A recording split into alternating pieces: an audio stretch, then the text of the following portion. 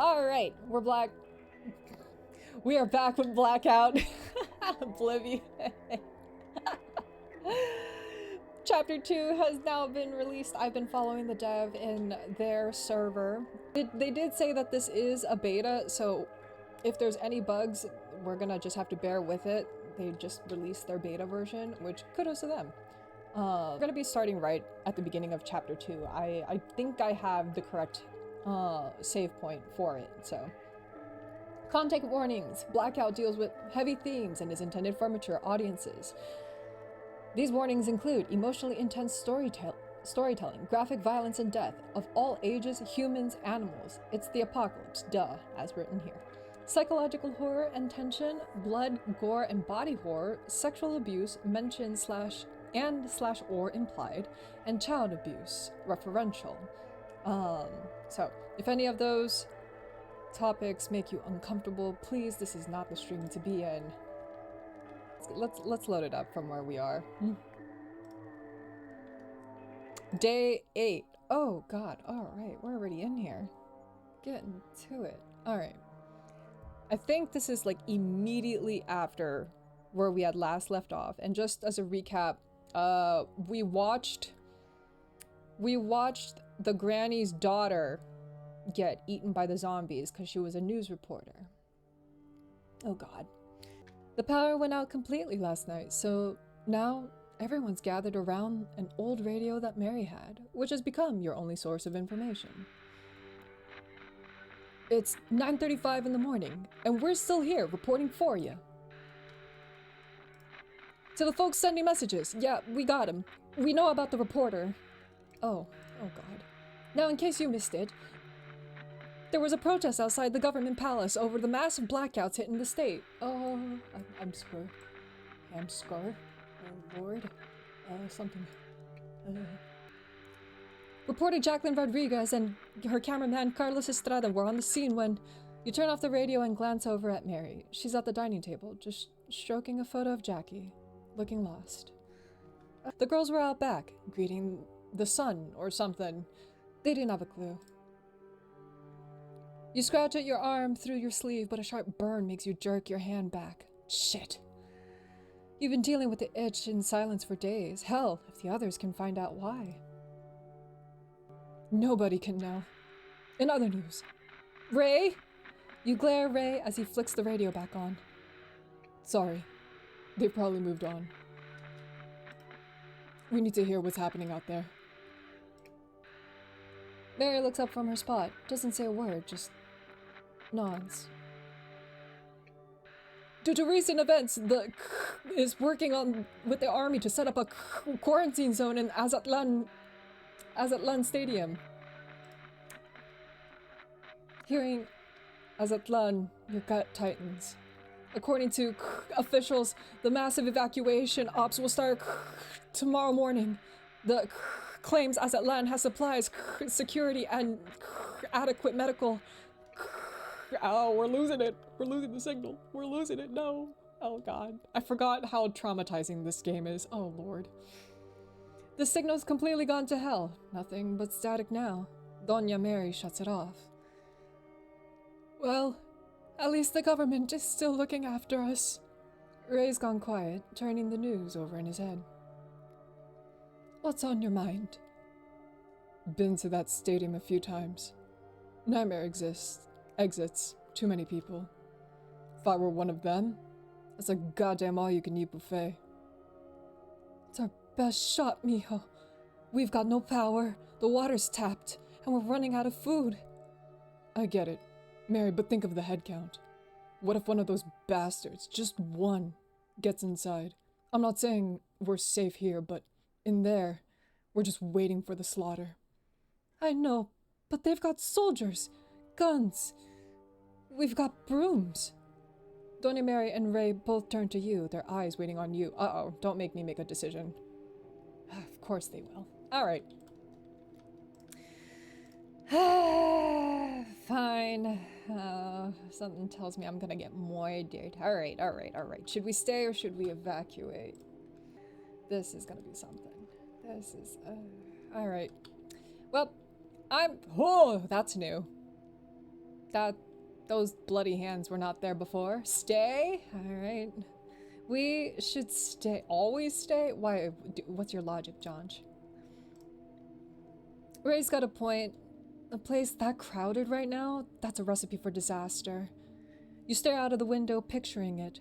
Thousands of people, all scared, all desperate for something. Food, safety. A way the hell out. Captain always goes down with the ship. Oh, we're going down, aren't we? Oh, Lord. Even at a concert, when you pack that many people into one place, accidents happen. I don't even want to imagine the stadium, where we'd be locked in for who knows how long. Doña Mary wrings her hands nervously, the uncertainty weighing on her mind.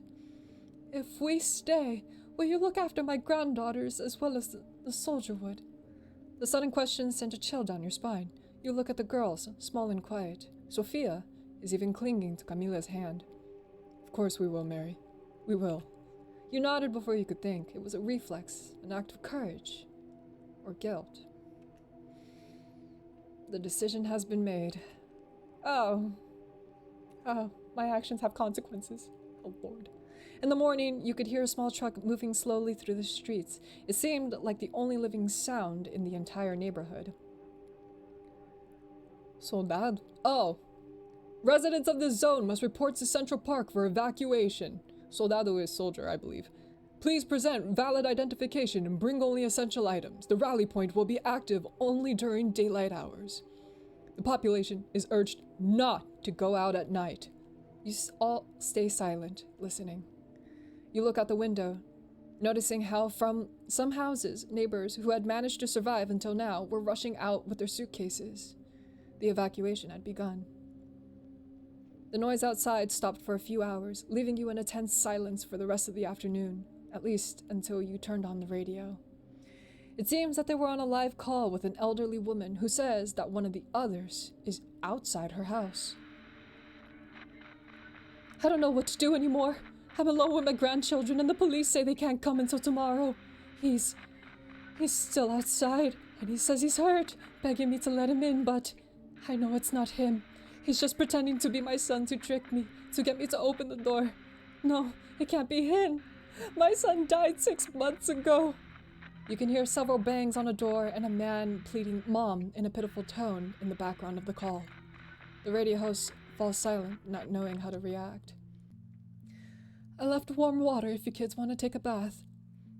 Mary comes out of the bathroom, drying her hair with a towel. Even though the whole Jackie situation had emotionally shattered her, she was still trying to be warm with the girls and with you. But not together, okay? Doña Mary, what kind of woman do you think that I am, huh? 'Cause she's sad, not stupid. Well, Ray can't help but suppress a chuckle, deliberately looking away. I'd love to, but it'd be pointless with these dirty clothes. This would be the 3rd time I've bathed without changing. Worn this inside out and backwards. It's done. It's time. Yeah, we can tell. Those pants could probably stand up by themselves at this point. You pretend to pinch your nose, turning in the opposite direction from him. It was your way of lightening the mood after such a disturbing call. She's seen your stream, Kilo, she knows. Doña Mary, no, my sins. No. No. Oh no, not my pecados, no. Oh boy, Mr. Sticky Pants. Oh, that's foul, dude.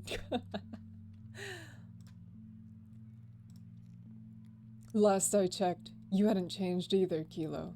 That outfit can't exactly smell like roses. Don't worry, I'll bring you some clothes. An old lady style wasn't exactly aesthetic for you, but with the smell of death you were carrying around, you had no right to say no. A few minutes later, Mary offers you 2 changes of clothes.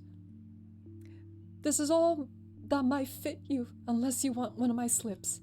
To her, it was obvious which was for whom. Didn't you have the capacity to choose for yourself? You pick. Alright, well, I can choose a pair of formal pants with a white button-down shirt, a pink kitten print pajama set with a white blouse. Now listen here, just because I am a cat girl does not mean That does not mean... Wait. I think those are the same. My bad. I think I already saved. Fine. Fine. Although, wait. Do we get to see Ray in this? Hold on. I'm taking the other one. Yes, it do. No. No, I'm making him wear it. No one tells you how to live your life. Death to gender roles. Hell yeah, buddy. What am I supposed to wear? I didn't think you had fragile masculinity, Reito. Does pink intimidate you? He falls silent, hearing you call him that, responding only with a click of his tongue. Pink! Yes! Fuck yeah. Of course not. I eat pink for breakfast and shit little hearts. He grabs the clothes. Oh, why did your eyes change color? Excuse me, mi amor, why did your eyes change color? He grabs the clothes in his hands and tries to stretch them, pretending to put the blouse over his shoulders. Okay, acceptable. My man shits the hearts. I'm not gonna fit into this. Well, sleep shirtless then. Oh, really? You're sneaky. Doña Mary watches from behind, shaking her head in disapproval. Sorry, this is a Catholic household, isn't it? Sorry, Doña Mary. Sorry. Sorry.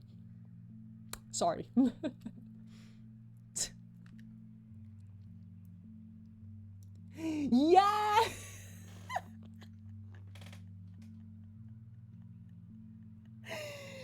Oh! Let's fucking go. Whoops, sorry. Let's fucking go! Snatched waist. Why his waist like that? And a red string of fate tattoo. Ay, mi amor. Está gato muy... Oh my god. Anyway, sorry. Abby. Hell yeah. Later, Ray was already wearing the pink kitten pajamas and the white blouse. The blouse was so short, it fit him like a crop top. You can't help but to look at him with a mix of surprise and mockery. What? He says, trying to cover his abdomen with a towel, clearly insecure, insecurity that only grew when he saw you trying to hold back laughter. Oh my god, oopsie, I got too excited. I finally get to see this sprite in action. Oh my god. Don't laugh. You look like a prissy church grandpa. You raise an eyebrow at his comment. Well, if you wanted someone conservative... Cut your hair, you punk. A nice schoolboy cut. Cover those tattoos or I'll chop your arms off.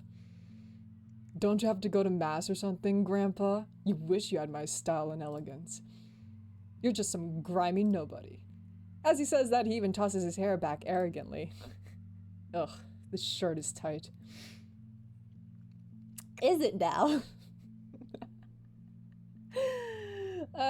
We're going straight to the Pink Pony Club, buddy. Let's go.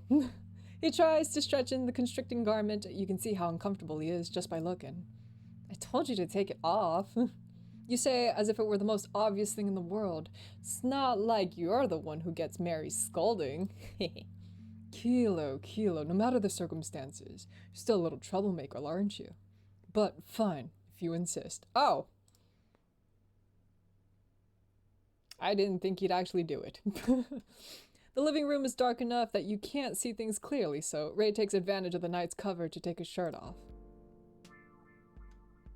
Mary better not find out about this, or she'll throw me off the house. Hold on, I want to take a look at your tattoos a little better. Hold on, don't mind me, sir. Don't mind me. I'm looking. Very much looking. Anyway. Excuse me. What do you mean, excuse? What are you excusing for? I just, really like tattoos. Duh. You let out a little laugh, try not to look more than necessary. Now that you were in Mary's house, you couldn't help but feeling like a kid in Catholic school. See? Ugh. Freaking Latinos in the Catholic school. God, I can never escape it.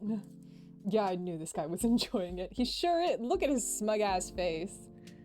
Showing off his pepperonis. That's wild, Gerbs. Hey. Oh, wait, maybe not so... Hey, I didn't know you had tattoos? Ray's gaze drops to his arm, following yours. Yeah, just a few reminders, that's all. Reminders of? For example, this is an Ouroboros. It's a symbol that represents an infinite cycle. A reminder that nothing truly dies, it just transforms. True, one of my snake's previous names was Ouroboros, yes. After finishing his explanation, he looks back into your eyes, only to snort through his nose when he notices how intently you're staring at his pectorals. Don't mind me, Ray. Just, I can't even say respectfully, I'm sorry. Like what you see. Hold on. I gotta see what this looks like. What? Sorry, not the main menu. I got to. I want to see what this looks like in Spanish. Espera un momento.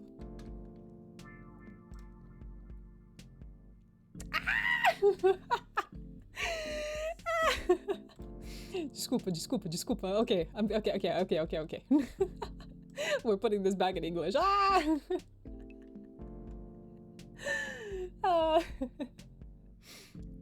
As soon as he says it, you look sharply away, as if eye contact burned. I suddenly cannot see why it hit different in Spanish. Tu gusta lo que ves? This is what I mean. Like when I looked through on my playthrough of the Freak Circus and I went into Portuguese and I like went and played back a specific scene and I was just like it had me blushing. Oh my god, it had me hella blushing. I was like, oh my goodness. Me gusto mucho, sí. Me too, girl.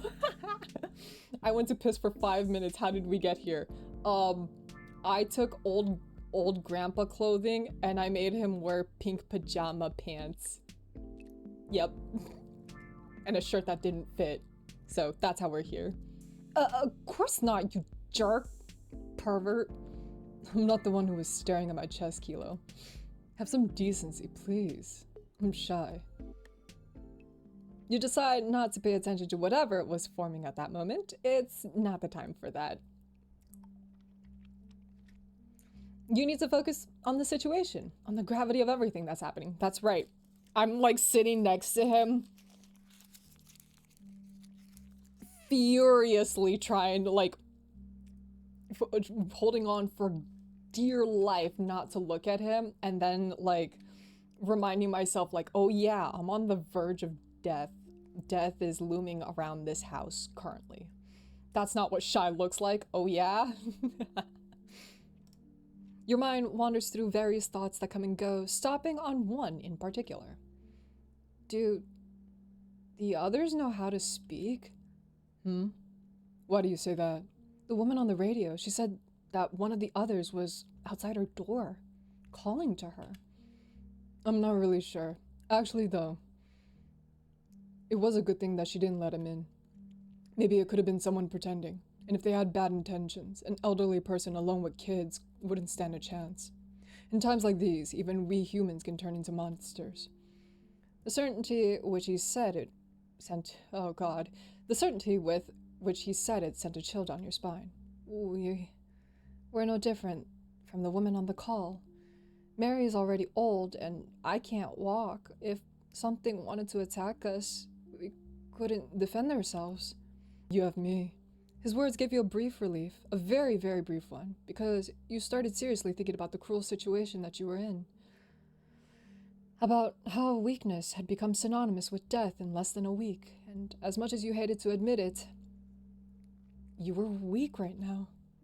A sound makes your eyes open, you rub your eyelids before you can focus your vision, only to notice Ray, with Camila's help, working on some kind of DIY project on the table. Are we making a gun?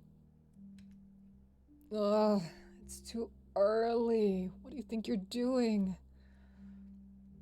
Camila looks at you from her spot, smiling. And you? What are you doing awake?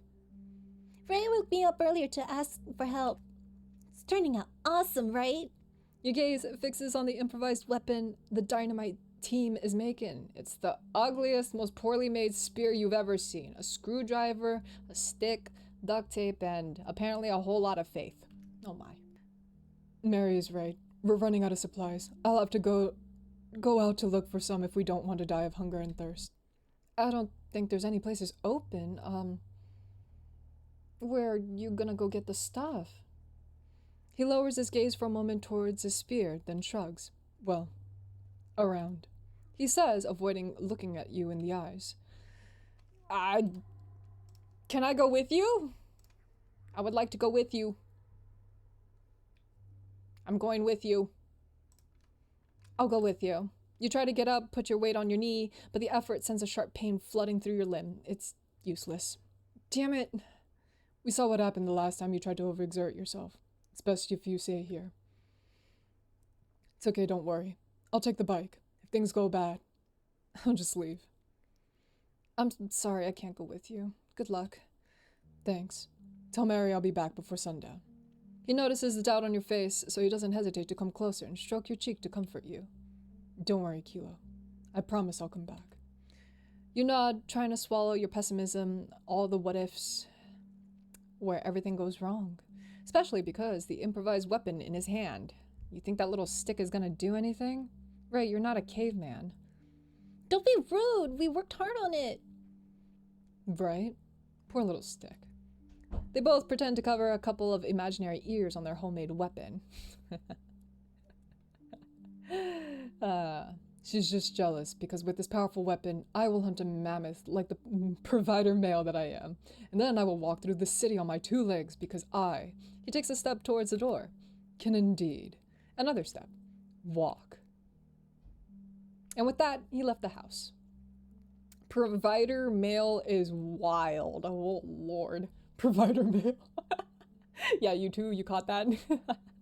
You stood there, frozen, cold, in shock. You couldn't believe the disrespect. Asshole! You mutter as you see him smile mockingly through the window. Making fun of me because I can't walk.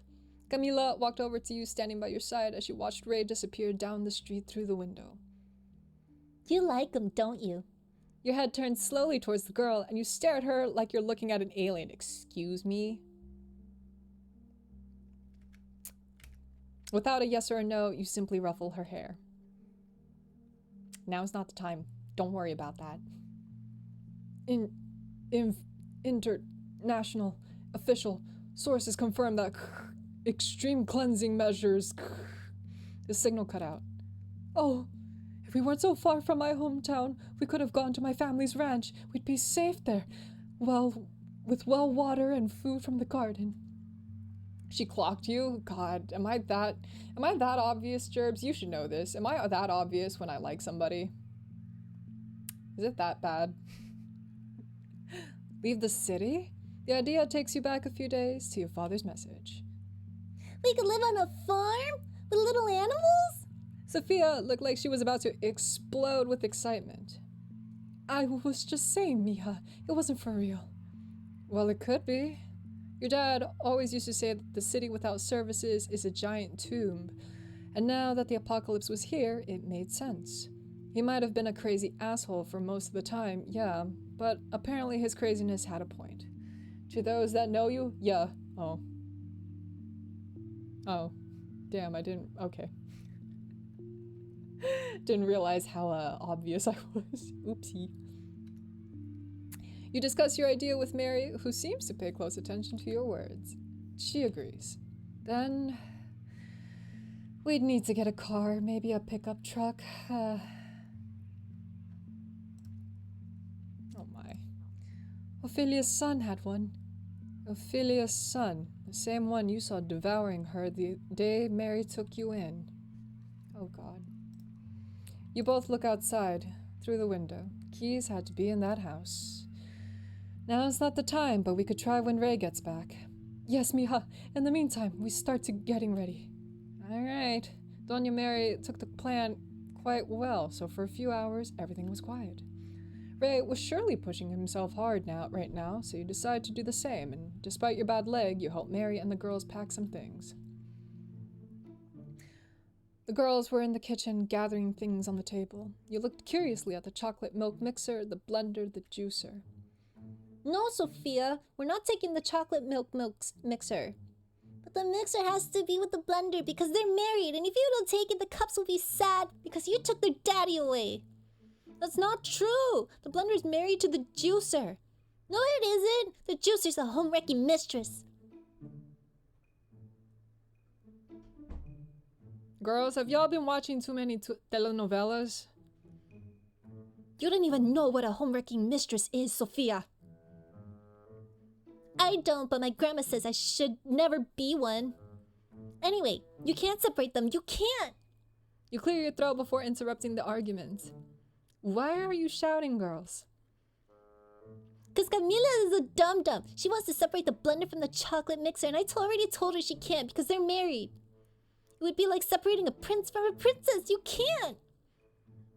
You do know that there's no power and we won't be able to use them, right? It's a bit of too much of a realist approach, I admit. So, then why don't we just take the juicer, who's single, so we don't leave anyone behind? Camila and Sophia looked at each other as if to say, she doesn't get it. Oh, great. No, because if you take the juicer, you have to take its brother, the mortar. You can't leave it all alone. She says, pointing to the mortar under the counter. Then we take it. If we don't bash one of the other's head in with it, at least it'll be good for making salsa. Your tone, obviously sarcastic, which Sophia's innocent little mind didn't understand. Duh. Well, yeah, right? You were all laughs and fun until the little girl, taking your comments seriously, tried to lift the heavy stone object on her own. Do not pick up the mocajete. The smiles on Camila's and your face vanished instantly as you sensed the impending tragedy, with you lunging towards the girl, who, overcome by the weight of the stone, went face first into one of the water buckets that they had near the sink. Oh no. Ayya. Splash! The sound of water spilling and Sophia's crying fills the whole house. Uh-oh. What happened? The woman enters the kitchen only to find the two of you sprawled on the floor, all tangled up and soaked. And as always, you got the worst of it. Dum-Dum Sophia tried to carry the mortar by herself. Mary picks up the girl while Camila helps you up. Oh no! Look at this mess. I'll get the mop. The woman leaves, leaving Sophia crying while Camila takes your arm and helps you up, noticing some peculiar lines that were exposed under your sleeve. Don't worry about that, Camila.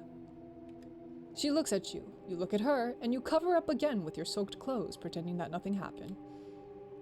However, some desperate knocks at the front door put everyone on alert. It's me! Jackie! Open up quick! Jackie? Daddy! As if her tears reversed course because she stopped crying and ran to open the door without thinking, throwing herself into the arms of the man who pushed his way in. That's your dad? The face I made. What was your face, Iki? What the hell? Why are you all wet? Dad? The older girl steps back a little as she sees him enter with a nervous look. Uh-oh. Do I have to get a knife? Where's your mom? You clear your throat and try to wring out your clothes a bit. And this chick? She's our neighbor. Her friend and her living with us now. The man examines you with distrust, but seeing you all messed up and noticing how you favor your injured knee, he instantly relaxed. Oh, I see. I'm Lalo, these girls' dad. He ruffles Camila's hair just as Doña Mary enters behind him with a mop in hand. What are you doing here? Well, what else, Doña? I came for my daughters. Now you come to play the model father after what you did, you wretch! Not even the devil wants you in his hell! She starts raining mop blows on the man, who barely manages to shield himself. Mary smacks a stick against his back, then again on his leg. You've never seen her act like that. I told you years ago! I warned you that if you ever showed your face again, I'd kick you out with a broom or in a coffin. Get out of my house, you miserable bastard! You demon! Grandma, stop! You're gonna hurt yourself. Doña Mary stumbles as she brings a hand to her chest. For a second, it seems like she'll keep hitting him with one hand while clutching the furniture with the other, but her vision clouds and her legs give way. Oh, no. Oh, oh, my chest. Luckily, the man managed to catch her before she fell. Dad, help me take her to her room. I'll bring her water for her pills right away. The man made Mary put an arm around him, and as they walked towards the woman's room, he turned to look at you. Hey girl, can you cook? I hate this man. I hate this man already. Oh god. The sudden question surprises you. Too many things had happened at once to process them all. What do you want to know, huh? Fine, I'll say yes. What? Yeah, yes, of course. Finally, a real woman. I was sick of eating instant noodles with beans. He says it as if you're just another tool in his emergency kit. I hate this man.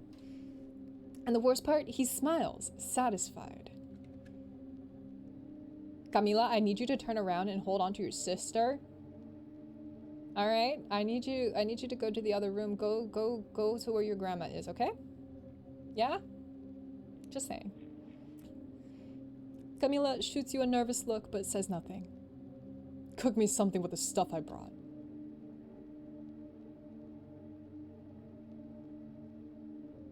You don't know how to cook? Oh, you are stepping on my nerves. He has ignored you. He doesn't care about your opinion. Oh! I'm gonna beat the shit out of him. I held out hope and thought he wanted you to cook for the girls. I know. This motherfucker can only make instant noodles and beans? Bro! Anyway, the guy takes the backpack off of his back and tosses it to you without the slightest care before continuing on his way. All right, me. I'm gonna look through the bag and I'm gonna find a knife. I better find a knife. Better yet, a gun! You manage to catch it by pure luck, but the weight pulls your body forward and makes you stretch your bad knee, forcing out a silent tear. Ugh. Did you come to help us, Daddy? Did you bring me candy? Says the little girl as they walk towards Mary's room. Lalo looked at her for a second, serious. Then, with a sigh, he reached into the back of his pants and pulled out a chocolate bar, deliberately ignoring her first question. Look, just for you, princess, but no sharing, okay? Oh, look, how kind of that bastard. Despite the spectacle between Mary and that man, hunger takes over and you begin to take out, one by one, the things that Lalo had in his backpack. Canned food, instant soups, bottled water, a bottle of tequila, a big pack of cigarettes, a bunch of chips, condoms. It's hard not to judge where that man's priorities really lie.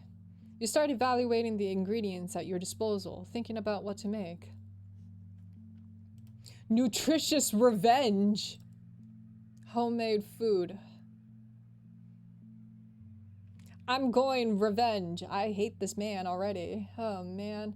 Do you have a gun? Can you shoot this guy cosplaying as a 40-year-old lesbian? Give me back my shaved sides! Alright, nutritious revenge. I'm gonna fuck up this man. There's no headspace to cook, no strength either.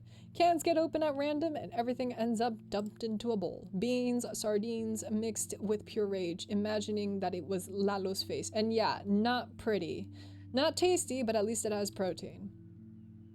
Can I put chips on top? Yay!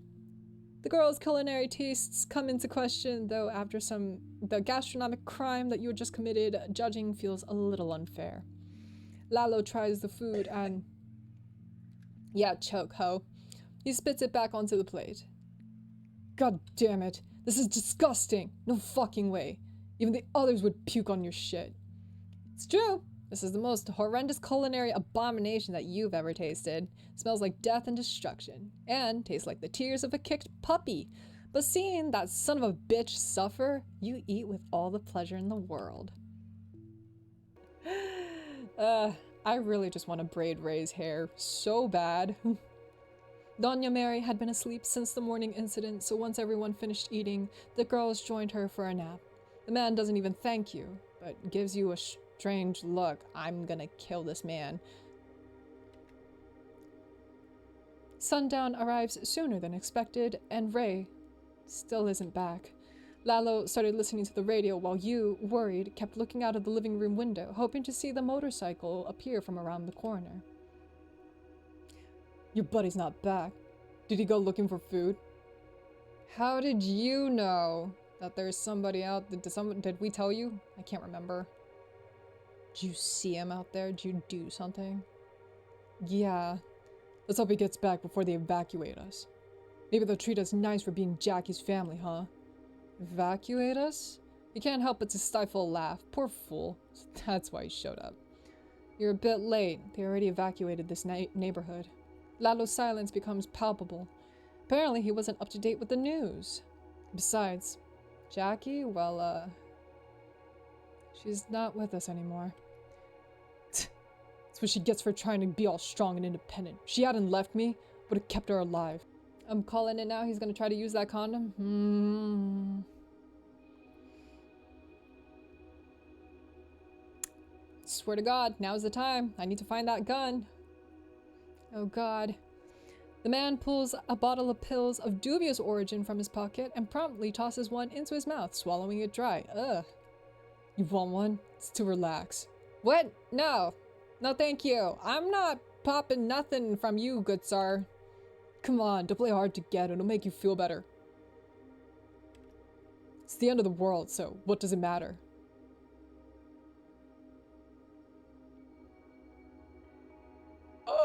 I hate this. I hate this. You prefer to ignore him, focusing on the window to be alert for when Ray returns. Ray, quickly now.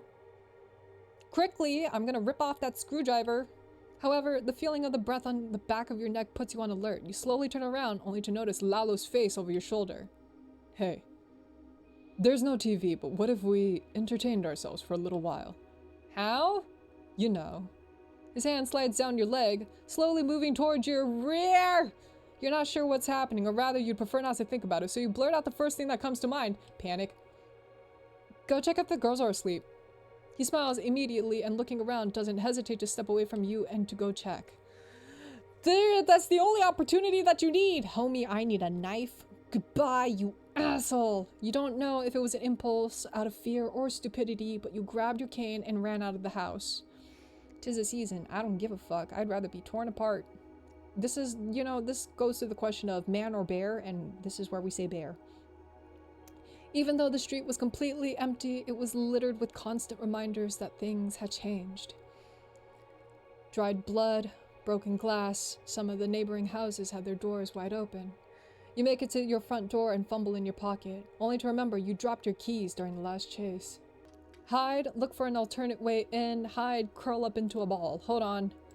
I'm gonna look for a way in. Still, you don't give up and start looking for a weak point in the house's exterior, an open window, a hole your size. Anything. This can no longer be classified as the clown in the circus, but more like, life is a party, and you're the piñata. No, actually not. You remember your mom used to hide a key among the plants in case your scatterbrained father forgot his at home. But which flower pot? Guttural growls cut through the misery, and before there's time to react, one of your old neighbors comes charging straight at you. I'm about to get moited. Accept my fate! Hold on. Alright, I'm gonna get a bad ending, because let's see what this looks like. Accept my fate. Eyes closed, arms spread. You just wait for the cold embrace of death. You lived long enough. There's nothing left for you in this cruel world. Just when you thought you'd reached your end, someone stepped between the infected and you. ¿Quién es tú? He didn't hesitate. In one swift motion, the man unsheathed his katana. Katana? Huh? And sliced off one of the creature's arms, which instinctively recoiled from the attack. And then you recognize him. Same messy hair, though now dyed, that stupid cute face, and that gaze you knew all too well. This man is committing murder, and I'm just being like, hey, he's so cute. Your mind took a second to register it, but your body knew from his first step. Irme? There's no answer. All of his attention is locked on to your neighbor. Or maybe on the fact that after cutting off the arm, the katana had gotten stuck in its ribs and he couldn't pull it out. Uh-oh. Not again. I mean, I will say, you are cute, but why do I have to say that when you're trying to kill something? Anyway, the infected looks at him. He looks at it. You look at both of them. He can only scream internally, trying to get back the katana by trying to get his katana back by yanking on the creature. It's supposed to cut the head off. 1 second. Poor dumbass, he tried to show off in front of you and it backfired. Really? At a time like this? Bro! Oh, come on. Oh, man. It's Tanjiro.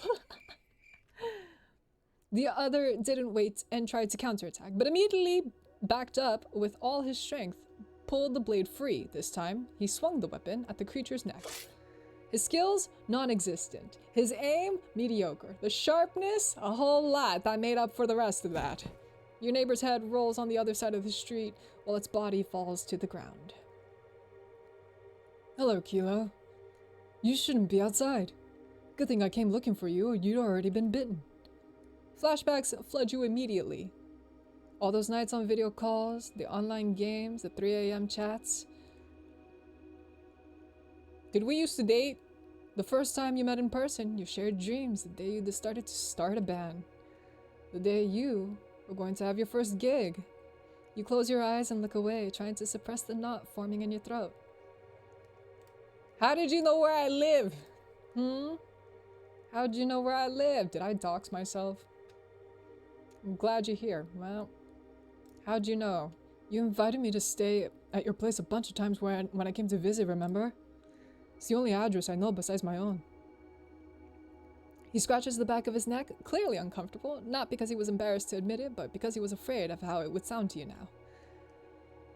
After all, it had been 5 years since you'd spoken. Oh. Creepy. I know. Sorry. Didn't you live in another state? The simple question made him tense up, trying to maintain his smile even though he felt like a deer in headlights. Oopsie. You left him on red, bro. Oh, my bad. Shit, my bad. But why is bro here? I don't know. Yeah. The company I worked for offered me a position in this city right before everything went to hell. I don't know anyone else around here besides you, so, well, I decided to try my luck, and good thing I did. I got here just in time. By that point, your neighbor's head had already stopped moving. Looks like it took an apocalypse for us to see each other again, huh? He joked, though it was clear from the seriousness on your face that you didn't find it funny. Anyway, what are you doing out here? It's a long story. You lean against the wall, bringing Herme up to speed on everything that has happened. Starting with you, a guy named Ray, losing keys while running from Doña Ofelia's killers. Ray. The interruption came quietly, his eyes lowering to the ground with a hint of sadness. Do you know him? He shakes his head, returning his gaze to you. I had a friend named that. He died recently.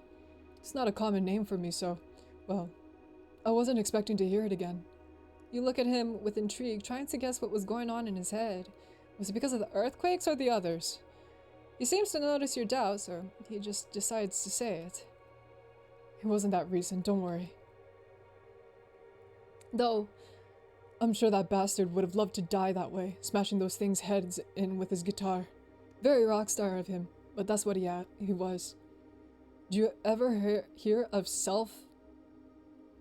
How do I pronounce this? HXD? Self-hexed? Okay, there we go. That makes more sense. He was the lead guitarist. Actually, no. That's a shame. You probably would have liked his music. But anyway, what happened with you and this Ray guy after that? You picked up the story where you left off. When you mentioned the situation with Lalo, you can notice his anger from the way he's clenching his fists. Lizard. That asshole. He says, tightening his grip with his sword's hilt. That's a real weapon, not like Ray's sorry little stick. Where did you get that thing? Can't you see my hair and clothes? I'm the anime protagonist. Buddy. You can't help but to roll your eyes instantly. Although, okay, that one did make you laugh. Oh, he's cringe. To be cringe is to be free, I guess. I don't know. It's truly Tanjiro.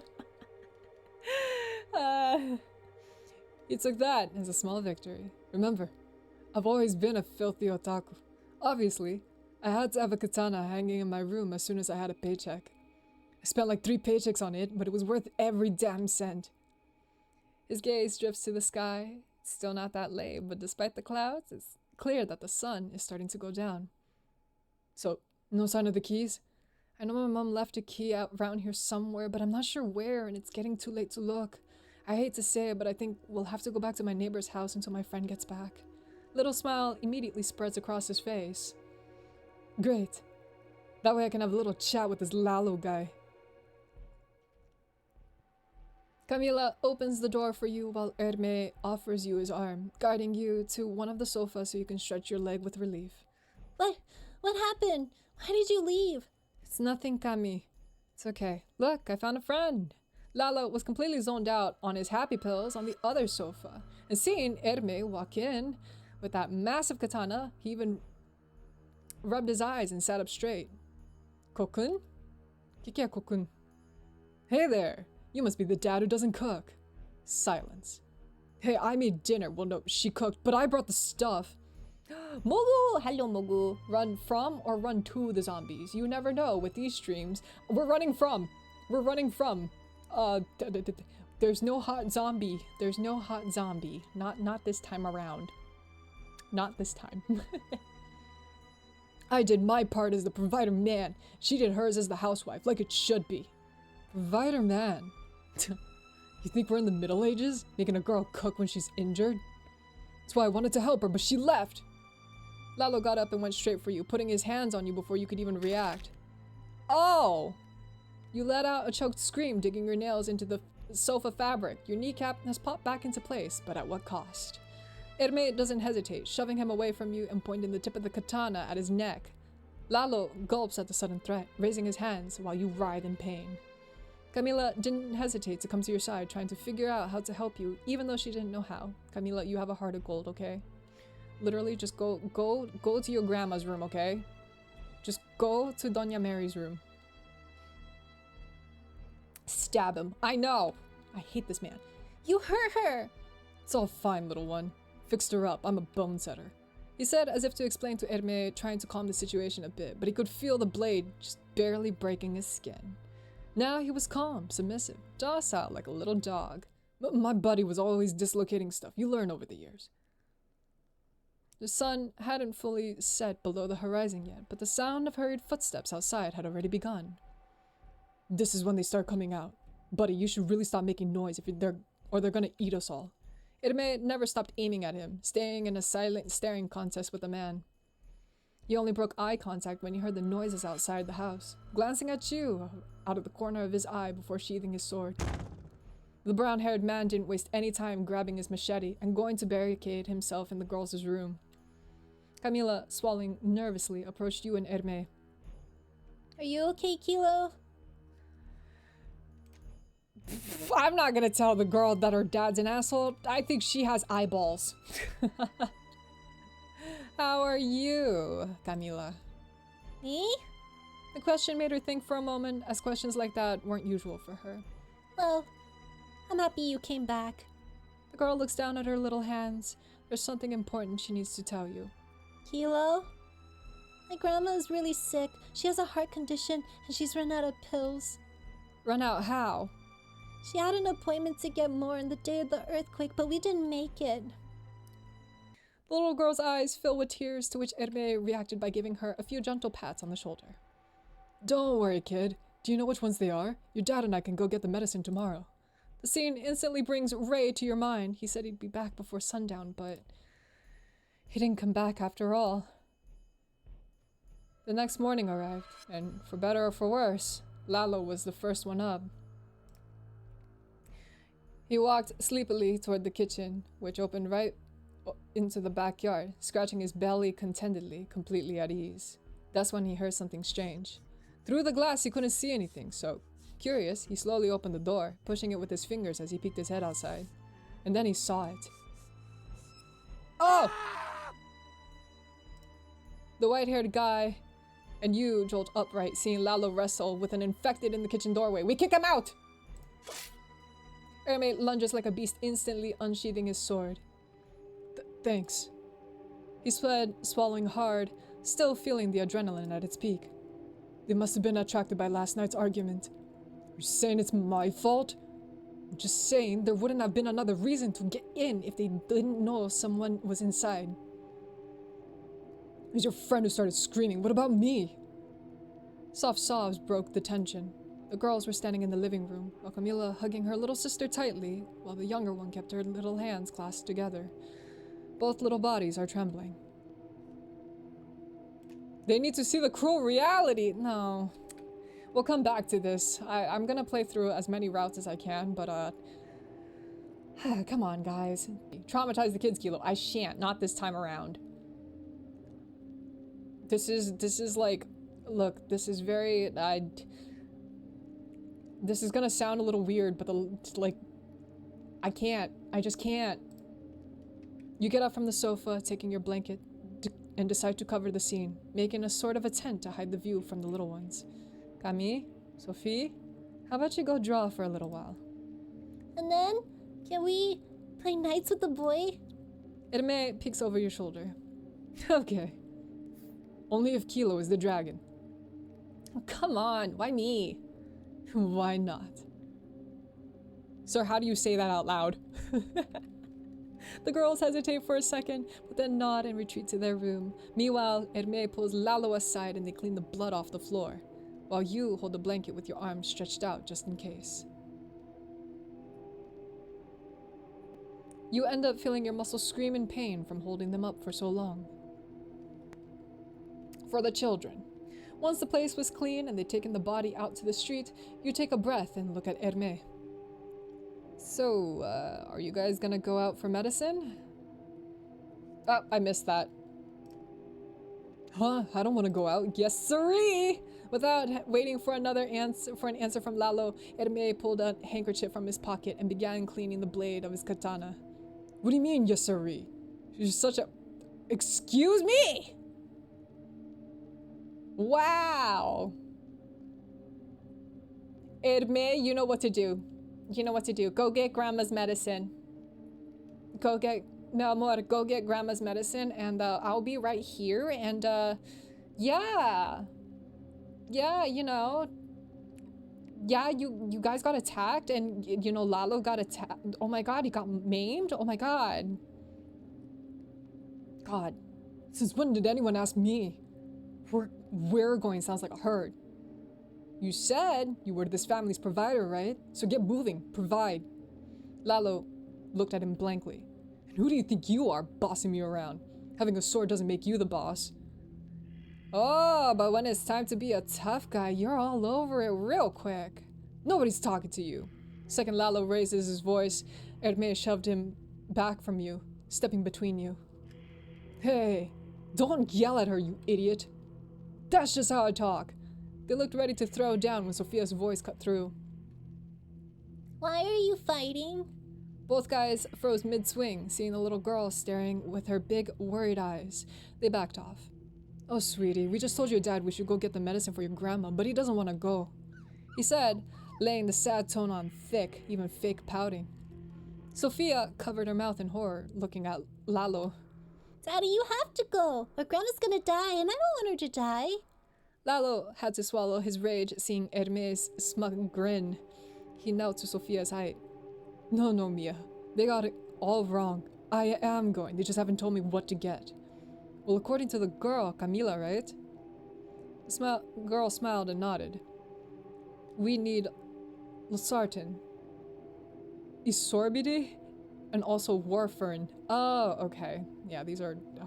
There's blood thinner medication. Oh, God. El Satan, Sorbo, and aspirin? No! Listen up, you dum-dum. Losartan, Isorbide, warfarin. Erme and you almost laughed. Lalo didn't seem amused. He turned red with embarrassment. Damn, leave it to the little girl to be speaking in pharmaceuticals.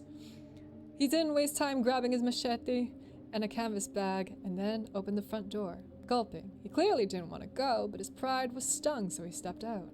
Can Lalo even read? That's a good question. Alright, let's go. Lalo said, looking for Herme. Let Lalo go alone! Bye, Lalo! But you said you were going. Don't worry, I'll read the girls a story here. After saying that, you shut the door in his face. Ciao! Kilo? He was standing there, stunned. Why'd you do that?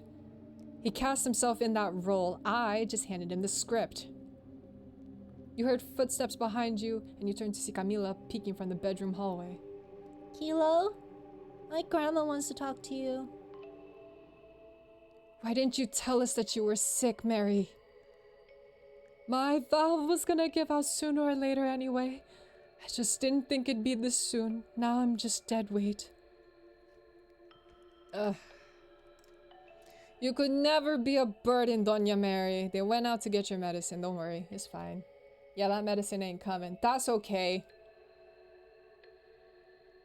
Shit, should I have sent Herme out there? Fuck. She needs a new valve. Oh, that's impossible, dude, in this climate. You could never be a burden, Doña. Don't say that. You could never be dead weight. You really mean that, dear? The girls need you, and what would Jackie say, seeing you like this? She'd want me to keep living. No kid wants to watch their parent die. Mary held back tears, nodding. Knock, knock, knock. Herme knocked, but didn't come in. Afternoon, ma'am. White hair, torn clothes, a katana. Doña Mary looked like she might faint on the spot. Well, no, she looked like she was about to, but then she recognized him and her eyes lit up. Huh? Oh, you're the boy from before. Herme's eyes went wide. He pointed at himself, confused. Maybe Mary remembered him, but to him, she was just some nice old lady. Yeah, that's me, I think. Sorry, I tried to wait, but I need to talk to Kilo now that that guy's gone. Can I? Come back later, dear. I still have something to say to you. You nodded and got up with your cane, following Herme to the living room. He was decent enough to help you walk. You could feel your pride squirming in your gut, but sooner or later, you'd have to have this talk. This was one of those times that you just had to suck it up and deal. Grin and bear it. You both sat on the sofa, awkward as hell. A few seconds passed. Then a few minutes. Not a word. Neither of you knew how to start. Two little heads poked out from the hallway, spying on your, not conversation. Do they like each other? The older one whispered, or tried to, 'cause you both heard her perfectly. No, Kilo has to like the other guy. He has pretty hair. The other one shouted. Sophia didn't even try to be quiet. Yeah, you wanted to die. Shh, Sophia, they'll hear you. What? They've just been staring and not saying anything. Ay, meu Deus do céu, help. Herme snorted into his hand to keep from laughing. Your face was on fire. You turned slowly towards the girl, making it very clear that you heard them. You took a breath, braced yourself, and get ready to speak. Oh, this is a defining, oh god, okay. There was something. Oh, what do I say? God, now there's two love interests. What do I do? We stand Ray. I do love Ray. He... Better me. Ay, meu Deus. Ay, Dios mío. Okay. Pepperoni man forever. That's crazy, Jerps. I've never seen you so, like, hardcore stan a man before. Like, this is new. I like it. Hell yeah, buddy. Speak your truth. My cringe man needs love. All right, you know, we'll come back. We'll do this as a Ray route first. Let's do a Ray route first, and then we'll go back to Herme, shall we? I do like Ray. Was it true? Who knew? But you did know one thing, saying it hurt the guy next to you. Hell, you could see it hurt him. Look, Kilo, you can see the exact moment that his heart cracks. I'm so sorry. Oh no, I just kicked a puppy. So far, Ray is the least troublesome for me. What, you think Herme is troublesome? Herme? Not the Kilo cry. Oh, how could you? I didn't mean to. Yeah, obviously you'd be with someone else by now. Besides, duh, it's been forever. It's not like we plan on running into each other again, right? A forced smile stretched across his face, trying to play it cool when he clearly wasn't feeling cool at all. I'm so sorry. Oh no, I feel horrible. My heart, oh no, what did I do? What did I do? Oh, Tanjiro is not my type, sorry. What is your type? Miss Butter told me to shame you, Keylor. I'm sorry, we'll go back. Miss Butter, I promise we will go back and give many head pats and scritches to Edme. I promise you. Pain! Iki! Oh no! Oh no, even my wife is like, what did you do? My cringe little puppy boy. We'll get there, we'll get there. If I speak fast enough, we'll totally get there. And by the way, you too shouldn't be eavesdropping on other people's conversations. The little girls looked at each other and, giving you one last glance, scurried back into Mary's room like a pair of scolded puppies. God, I'm just hurting puppies left and right. I'm sorry. Sorry. A couple of knocks at the front door to interrupt the scene. Hirame tries to pull himself together instantly while you hurry to the door, thinking that it might be Ray finally coming back. When you open the door, you only find Lalo's canvas bag. Ta-da! Don't say I don't deliver. Lalo limps into the house, triumphant. Hirame you look at each other after he drops the bag onto the table, and you both check it. You see box after box and fall silent. Acetaminophen and Broxol and gummy bear vitamins. Hermes stabbed this man. And a box that said aspirin. It was empty, but the name's on there, see? I can't believe this. You close the bag with a heavy sigh, barely biting your tongue to swallow the rage. What? Forgot what you wanted because I was busy fighting one of the others. I mean, at least I brought something, don't be ungrateful. There are no monsters in this house. We don't need them. Sometimes the danger is in what people are capable or, incapable of doing. Give me a sec, I'm heading out again. Koken's coming with me this time, though. I hurt my foot running around. He says without a shred of remorse, limping towards the sofa. Herme looks at him with disgust, his expression softening only when he looks at you. I'll have to go. You sigh heavily, closing your eyes in frustration. You don't want to be left alone with Lalo again, but you know that it's the only way. Go with Mary and the girls while I'm gone. It won't take long, I'll be quick.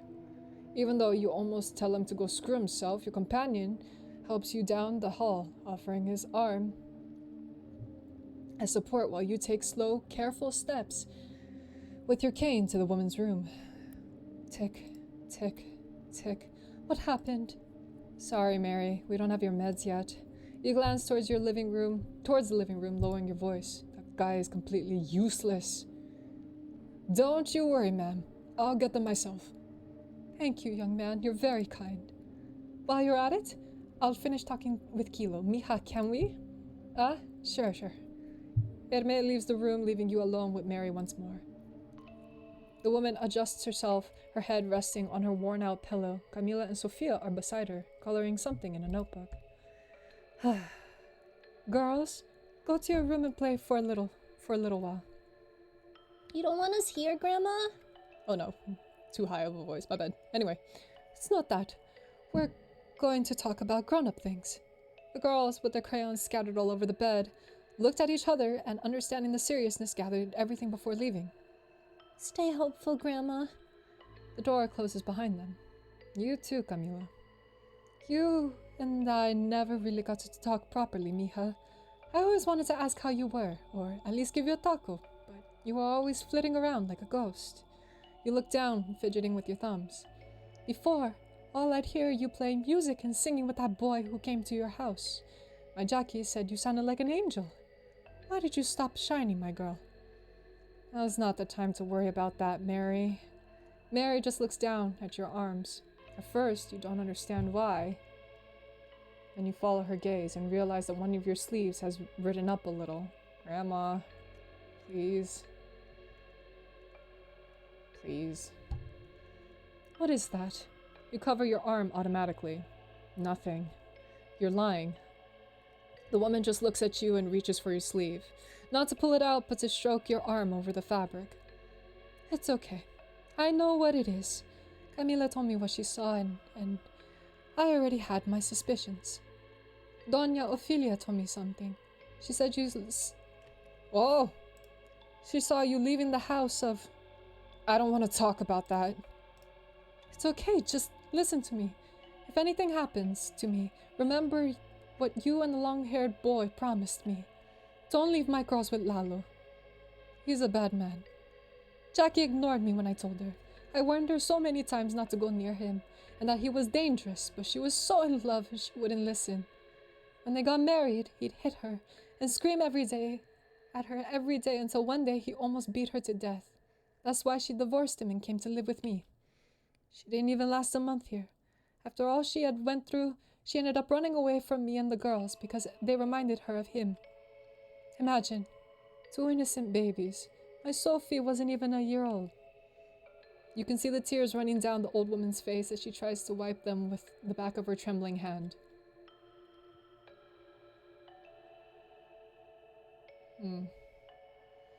Since then, I've been taking care of them alone in my little pension. With the little pension my husband left. It wasn't much, but it was enough to buy them their things, keep them well, and take them to school. Your gaze drifts to the notebook where the girls were coloring. Those childish lines, drawing a little family. I know you're all doing everything to get my medicine, and I'm grateful, dear. I'm sure I'll be able to live a few more months, thanks to you. It's just... I also know sooner or later my heart is going to give out, and my girls will be left in this cruel world. So please, Kilo. Please, promise me you'll look after them.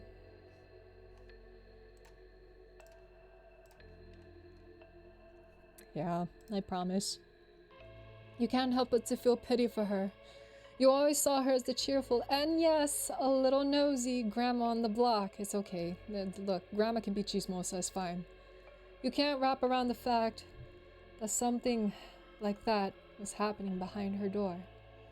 That she's been facing this alone after all this time. Just like you. Don't worry anymore, Mary. I'll take good care of your granddaughters. I promise. You take the woman's hand in yours, gripping it firmly. She smiles and squeezes back with all the strength that she has left. Thank you, mija. Even though you always hid from me, I always knew you were a good person.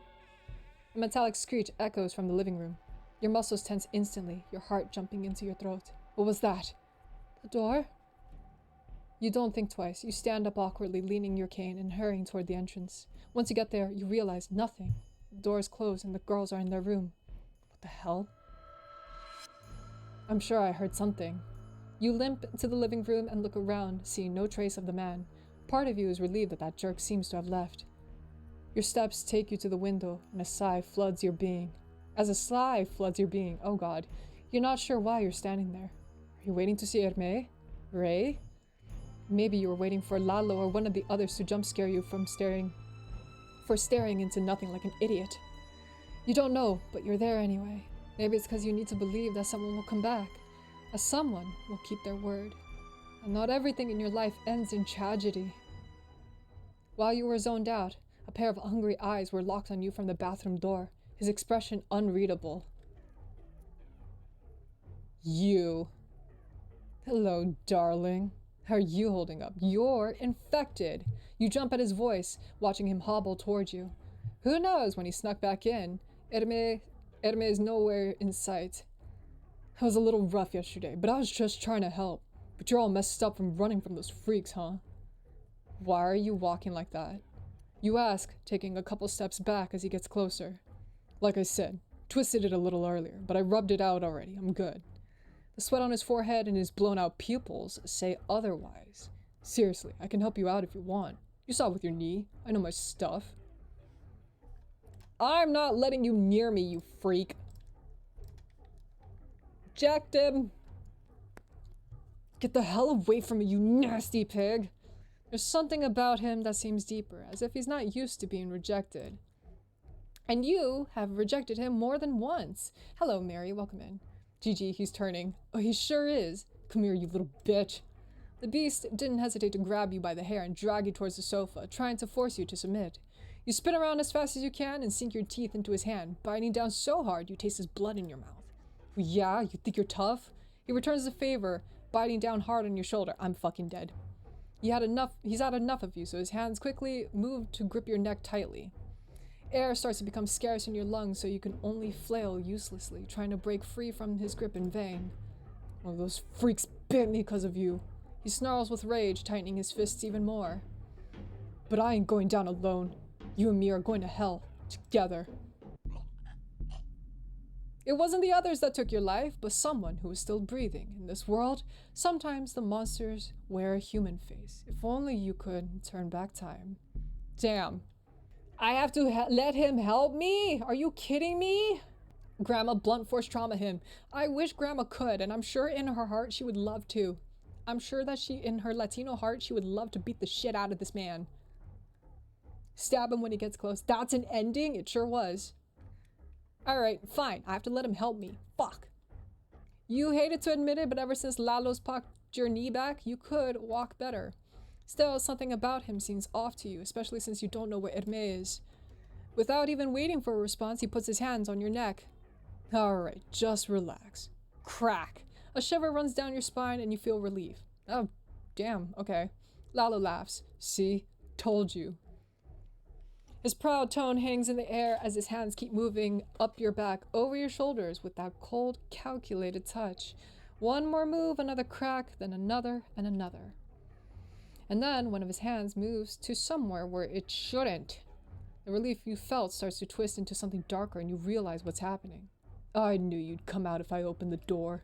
The tone of his voice wasn't playful anymore. He grabs your shirt and pulls it so hard it's reduced to rags in seconds, revealing your arms covered in half-healed wounds. Lalo tries to shove you against the sofa, but you, already in fight or flight mode, get up and grab the first thing in hand, which happens to be the machete he brought with him when he had arrived. What the hell do you think you're doing? He lunges at you without even thinking, wrestling you for the machete. The weapon ends up clattering to the floor while you stay on your feet as best as you can. Camila and Sofia come out of the room hearing the screams, their eyes widen in horror at the scene. Daddy, no! Leave her alone! She tries to pull you off of him with her little hands, but Lalo reacts instantly and shoves her away. She falls to the floor, her face in tears. You get the hell out of here! Don't hit her! The older girl, still hurting, grabs the cane that you'd been carrying, runs at you both, hitting him with all of her strength. He grunts in pain, turning toward Camila as you take the chance to jump on his back, digging your nails into his face. Get him!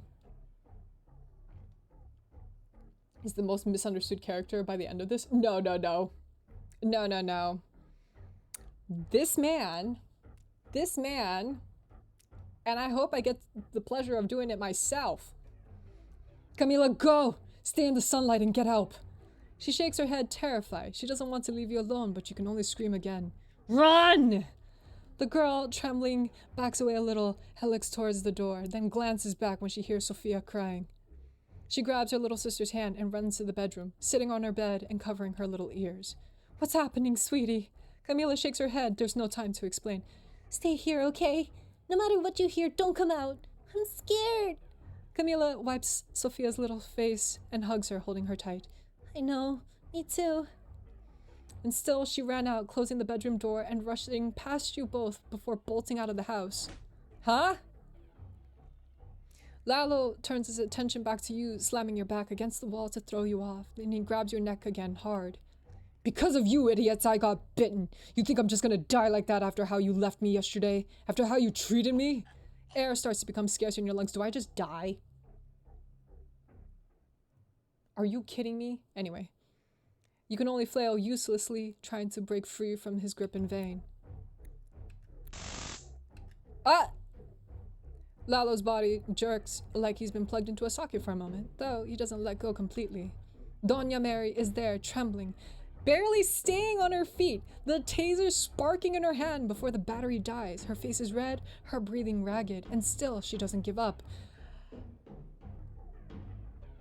Thank you. Thank you. Let's go, mija. The woman uses Lalo's moment of confusion to pull him off of you. You, gasping for air, try to crawl away from him and get up as fast as you can. However, he quickly latches onto your leg with all the strength to stop you. Ah! A sharp pain makes you look down in horror. Lalo has bitten you. His laugh, dripping with your blood, fills the room. If I'm gonna die, you're coming with me, bitch. Let her go, you demon! You meddling old hag. The man grabs her too, pulling her down to the floor with him. They both roll across the living room in a clumsy but fierce struggle until Lalo's arm hits something hard on the ground. A machete. No! Your heart lurches seeing it there. Do it. You hear a voice. It's you. Your own mind. But different. Monsters like him don't deserve to live. It's him. Or you. Do it. I don't have a choice. Oh my god. You rush towards it, taking it in your trembling fingers, and you look at Lalo. You close your eyes. When you open again, you realize you're standing, breathing heavily, your body shaking. In front of you, the man lies on the floor, trying to crawl away from you. His eyes reflect a terror that you've never seen in him before. He vomits his guts back onto the floor, along with some black substance. A monster. Seeing him like that makes a smile spread across your face. One that gives you chills. Still, your body, which seemed to have a mind of its own, walks towards him and raises the machete once more. You created me. Grandma, The girl's piercing scream snaps you out of the trance, making you turn around. Mary is on the floor, choking in a pool of her own blood. It takes you several seconds to understand. You had attacked her too. The woman stopped moving, and when you realized what you had done, you froze because of your actions. I didn't mean to. The machete drops from your hands and you look at Sophia, who's wailing from the bedroom doorway. You hurry toward her, but the little girl, terrified, runs out of the house, leaving the door wide open behind her. You try to go after her, limping. You don't catch her. You stagger outside of the house, painting a long crimson trail behind you like some sinister artist. The sole of your shoe is the brush, and the blood your pigment. Sophia is nowhere in sight now. Exhausted, you slump down beside the door, resting your elbows on your knees as you push your hair back from your face, feeling the wetness of the red liquid against your skin. The monster is dead. You killed it. Good job. Or did it just change shape? Kilo! The girl runs to you, kneeling by your side. Behind her, a frantic Ray and a bruised Irme. The blood on your clothes says it all, so they can't help but glance inside the house. Camila's face fills with instant horror. Why don't you take Kilo home, Camila? Says the dark-haired one, putting a hand on her shoulder. Irme quickly does the same from the other side. Yeah, Ray and I will handle the rest. The girl hesitates for a moment, then nods, helping you up before leading you away with her. Camila waits until you're leaning against your own front door and without a word walks over to one of your mom's flower pots. You know where this is? Oh man. What the fuck happened to my boy? Some shit. I don't have a choice. Teehee. Sorry, I'm not gonna lie. I was so happy that I got to do that, but I ended up killing Granny, Doña Mary in the process, and now I feel absolutely horrible, so I don't know. Oh, trauma. Home is not good right now. Home is very not good. She quickly rolls it aside, takes the key from underneath, and offers it to you. Your eyes widen in surprise. You take the small metal object, and then look at her with doubt in your eyes. How did she know where it was? Seeming to read the doubt on your face, the girl avoids your gaze. Once inside, you don't waste time. You drag yourself up the stairs, enter your mom's room, and close the door behind you, sliding down until you're sitting on the floor. There, finally feeling safe, you look down at the bleeding bite on your ankle. It's there. It's real. Fear instantly floods you, and you hug your knees tightly, burying your face in them. Do I just die? Oh, okay, I guess I do. You're gonna die. You're going to die. You're going to die.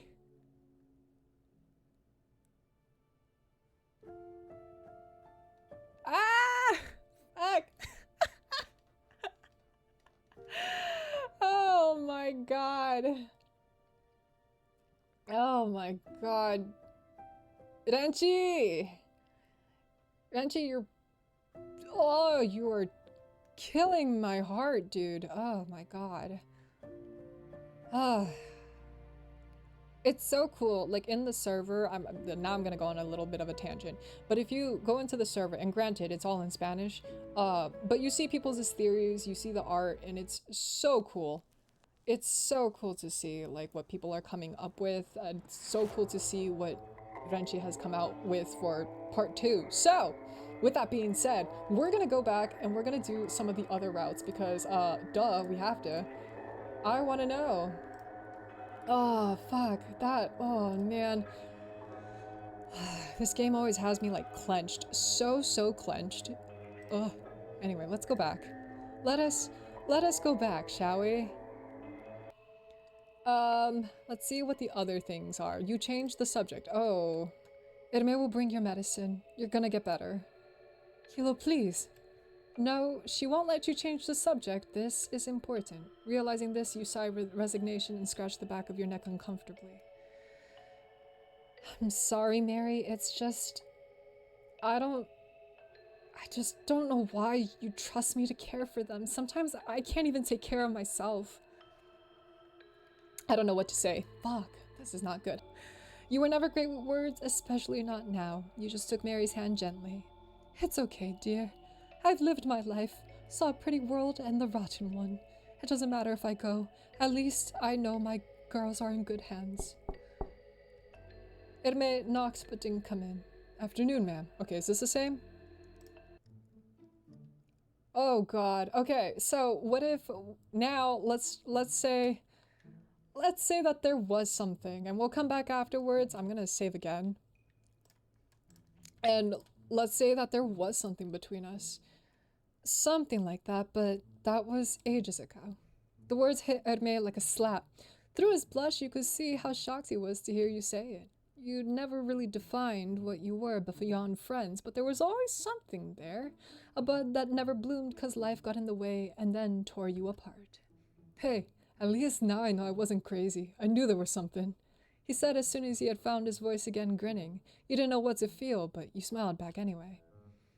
And by the way, you two shouldn't be eavesdropping on other people's conversations. Little girls, okay, so this is all the same. Sorry that y'all look a little scolded, but it's true. Let's see.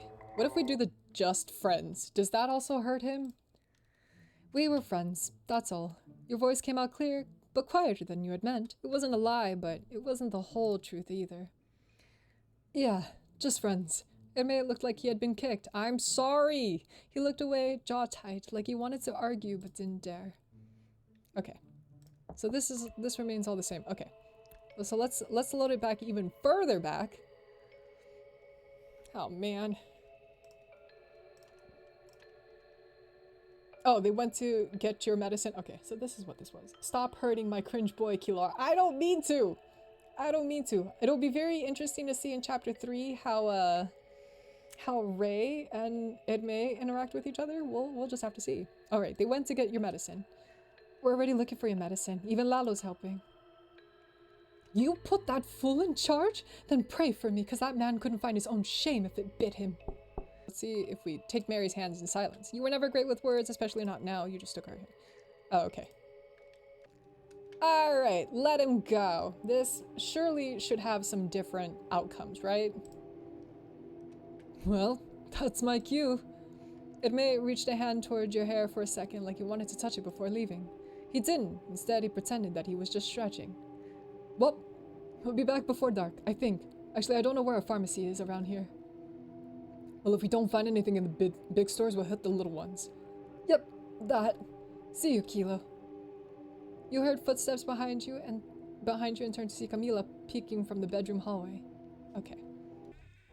No, so they come back, or only Lalo comes back. Damn, so he really, that's it.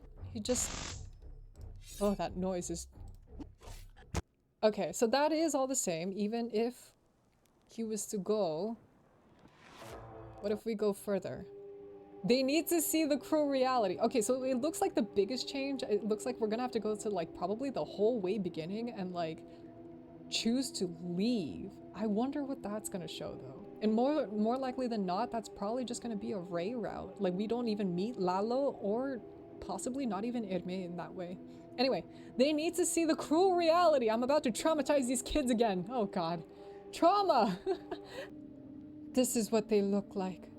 This is what happens when you get bitten, when they catch you.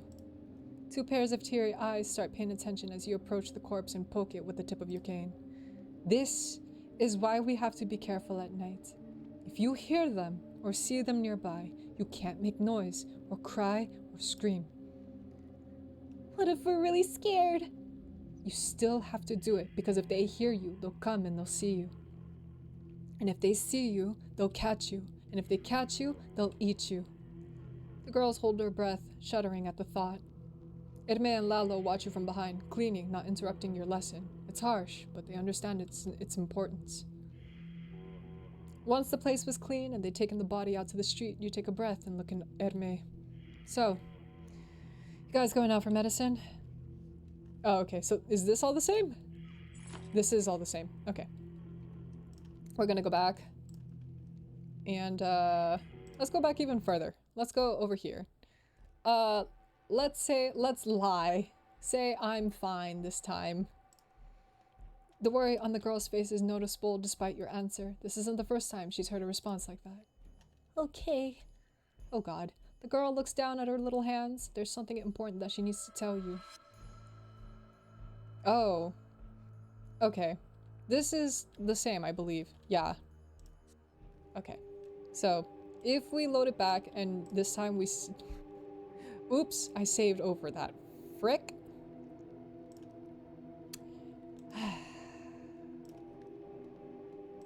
Let's load it back a little further. A little further, I guess. Let's go here, shall we? My bad.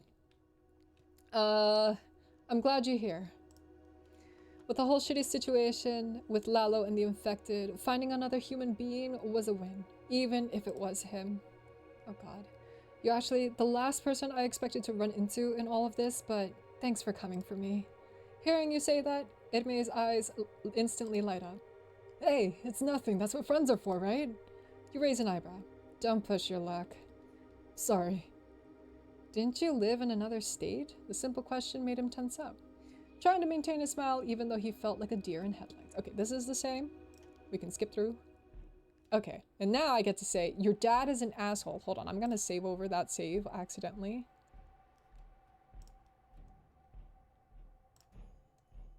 Ah, it was here. Okay, overwrite this save. Yes. Your dad is an asshole. Bad words in front of a kid? Clearly, Mary isn't around. See, this is why I can't do it. Still, Camila smiles at your words. Yeah, my mom used to say that too. The girl looks down at her little hands. There's something important that she needs to tell you. Okay, so this remains the same. Sorry, Camila. I tried to be a little more, you know, friendly with that regard. What you mean? I'm right here. Hi, Mary. Hello, how you doing? Okay, what if I say thanks, I guess? You say it looking away. The contempt in your voice wasn't even disguised, which made Irme smile awkwardly. I know you don't want to see me, you know. I get it. I know you well enough to recognize when you hate someone. I think the fact you blocked me, even from my mom's phone, says it all. You tried your mother's phone? Oh, buddy. He extended his arm in your direction, offering a handshake as a peace offering. But it looks like we both need some help, so survive with me, okay? You look at Irme's hand as if you're in the presence of an alien, but given your situation, you decide to shake it without another word. It was a quick, brief gesture, but at least it seemed to ease the guy's nervousness a bit. He smiled quite brightly. Wow, you really ghosted him. What is wrong with in-universe Kilo? I don't know, but it sounds like he might have done something that made me, you know, block him. Okay. So skip. Okay, so that is all the same. All right, we load it back even further. We go back here now. Run! I try to run. I think this is where I probably die. Survival instinct, dumb and stubborn, doesn't understand concepts like I can't run, my leg is fucked, and tries anyway. Just when you thought you reached your end, someone stepped between. Oh. Alright, you get your Tanjiro moment, whatever. This is all the same. Alright. Load it up. So far, it actually hit, like, none of these have particularly changed any of, like, the outcome of the end that I got. So far, at least. Alright, let's see if we fight to the bitter end when we're caught here. It's a fight, and you know you can't win, yet dying on your feet sounds better than giving up without a struggle. Come get me, you son of a bitch! You grab your cane and brace for impact.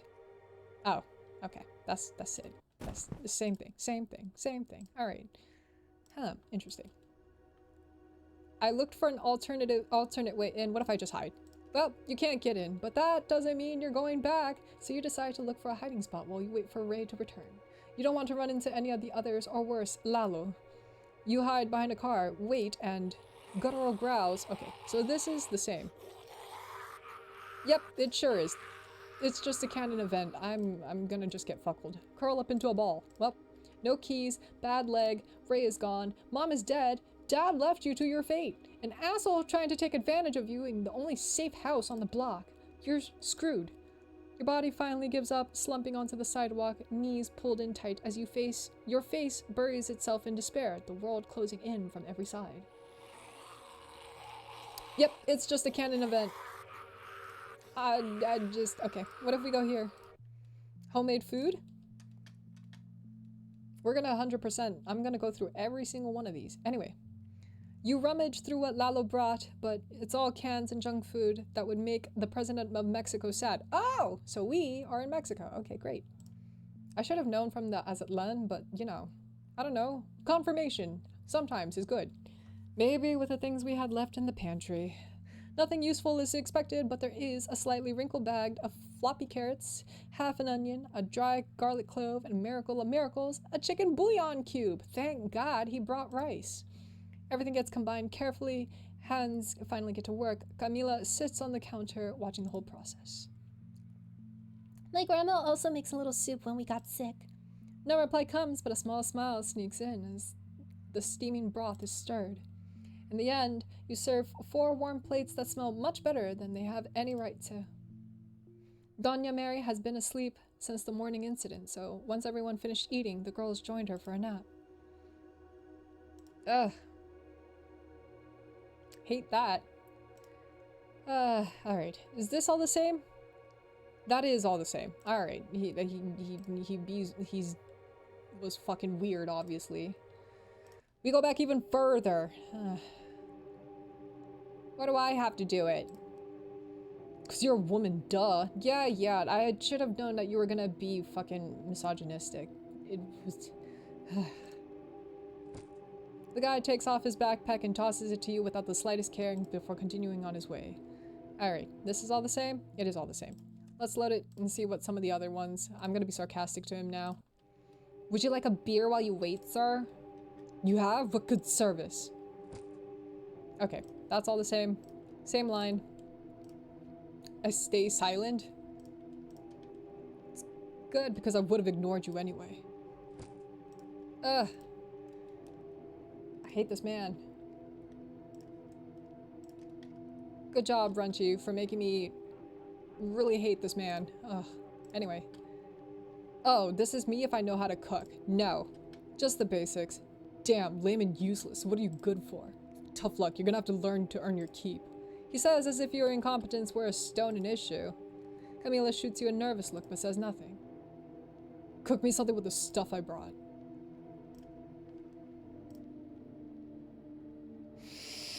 Anyway.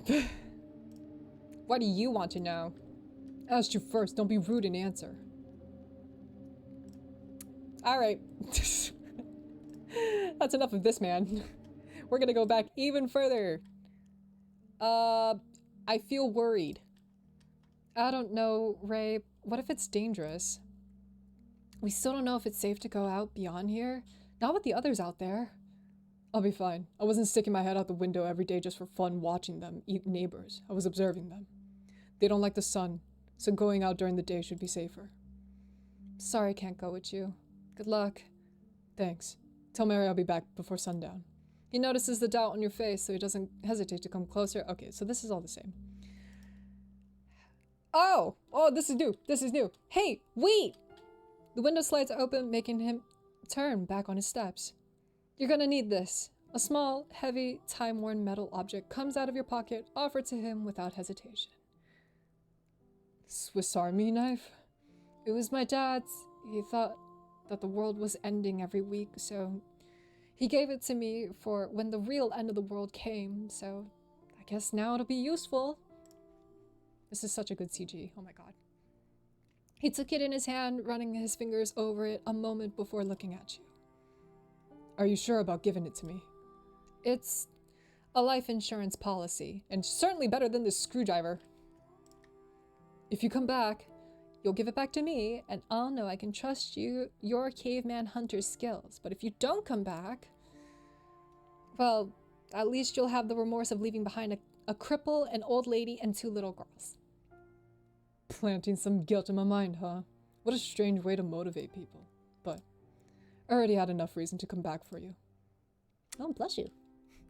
As he says that, he holds your gaze for a second longer than necessary, as if searching for something in your eyes. Then he shifts his attention to your lips. Your heart pounds instantly, but you try to ignore it with a careless facade. Alright, get going, neighborhood hero. But you better come back alive or I'll revive you just to kill you myself. Technically, if I get bitten, just don't even mention it. He smiled one last time before giving your hand a gentle squeeze and turning around, walked off down the street in the search of his motorcycle. Camila walked over to you, standing by your side as she watched Ray disappear down the street through the window. You like him, don't you? Your head slowly turns towards the girl and you stare at her like you're looking at an alien. Don't worry about that. Alright, so these remain all the same. Wow, okay. But at least we got that little extra scene with Ray. Great. Question him. Why? This probably is not going to end well. He doesn't really like being questioned. You're gonna steal it? Camila, are you okay? Camila?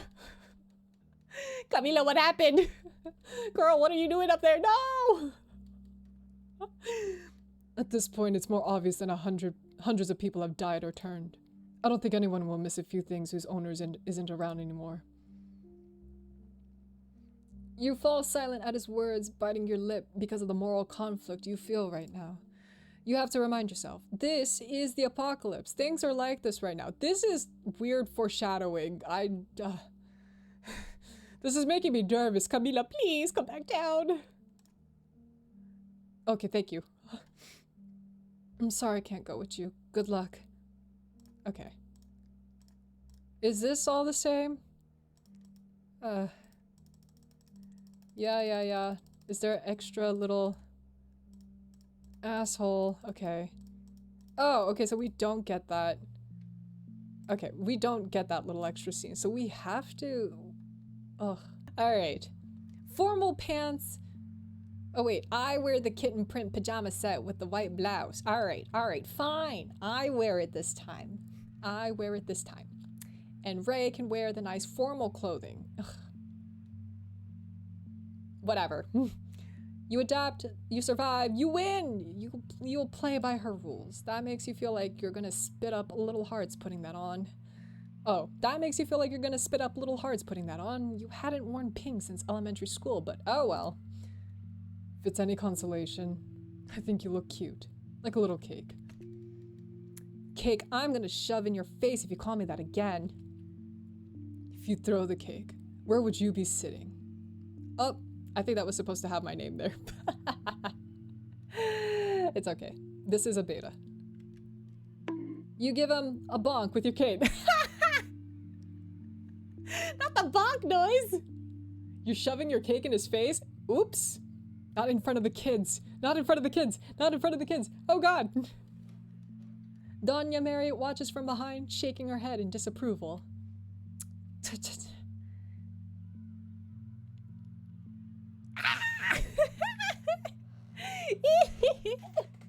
Oh, but you look so good like this too. Oh my god. Sure. Mildew. Later, Ray was already wearing the black dress pants and the button-up shirt tucked into the last fold. His hair was damp, and he even combed it. My God almighty. Do I look that bad? Can't tell if you're about to preach a sermon or file taxes. At least I don't look like strawberry shortcake. Hey, you're telling that to the most strawberry shortcake person you've ever met in your life. You give him another bonk with a cane. Hehe. Ugh. This shirt is tight. He tries to stretch the constricting garment, and you can see how uncomfortable he is just by looking. Duh, then take it off. You say as if it were the most obvious thing in the world. Oh, so either way, he's taking his shirt off. I thought he wasn't gonna. Kilo. No matter the circumstances, you're still a little troublemaker, aren't you? But fine, if you insist. The living room is dark enough. All right. Mary better not find out about this or she'd throw me out the house. I'm just a little kid in the Catholic school again. No! I think this guy just wants his shirt off. I can't blame him. Hey, I didn't know you had tattoos. Okay, is this all the same? Reminders, of course not. Yeah, don't mind as I keep looking at you. Okay, so this looks like it's all the same still. Alright, oh god. So, instead of saying we should stay, now, we should evacuate. Doña Mary is right. Soldiers have guns, supplies, maybe even... You put a hand to your knee, looking at your dislocated kneecap. Maybe even a doctor who can help me. Big divergence, hopefully. We'll see. He doesn't look happy with that, though. Very unhappy. Oh god, I'm sorry. Ray, I'm so sorry. The woman nods while Ray can only lower his gaze and fall silent. The decision has been made. Oh lord. In the morning, you could hear a small truck moving slowly through the streets. It seemed to be like the only living sound in the entire neighborhood. Residents of the zone must report to Central Park for evacuation. Please present valid identification. Bring only essential items. The rally point will be active only during the daylight hours. So the population is urged not to go out at night. Ray seems unsettled by the message. It showed in how he chewed his thumbnail, tapping his boot on the floor from the anxiety. Aren't you gonna go and get your things? Unlike you, they had already packed their suitcases packed and everything ready to go. We lost the keys when the guy chased us. We can't get in. Don't worry. I packed you some of my husband's and Jackie's old clothes. You nod to Mary in a gesture of thanks, and without further delay, you and your small group leave the house, joining the rest of the neighbors who had managed to survive this long. Oh god. Okay, so this seems very different. Azatlan Stadium is almost overflowing. Oh no. The voices of thousands of people create a dull roar in the air, mixing with the smell of sour sweat, cheap disinfectant, and fear into the kind of unpleasant broth of which you are now a part of.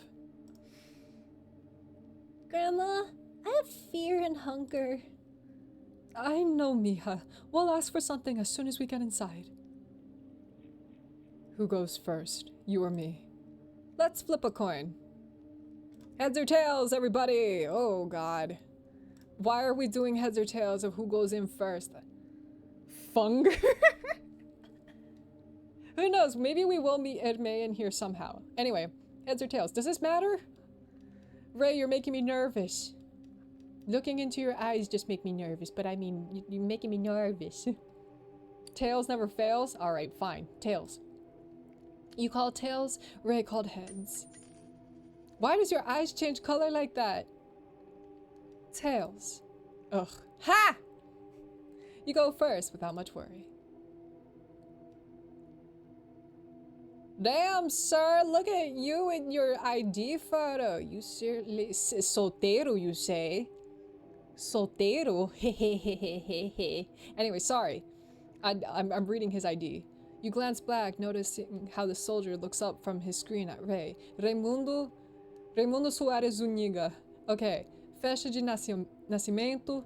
Oh, he's younger than me. By a year. Alright.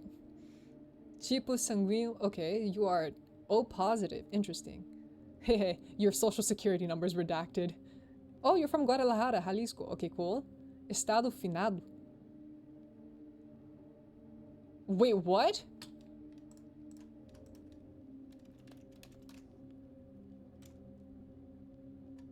How are you dead?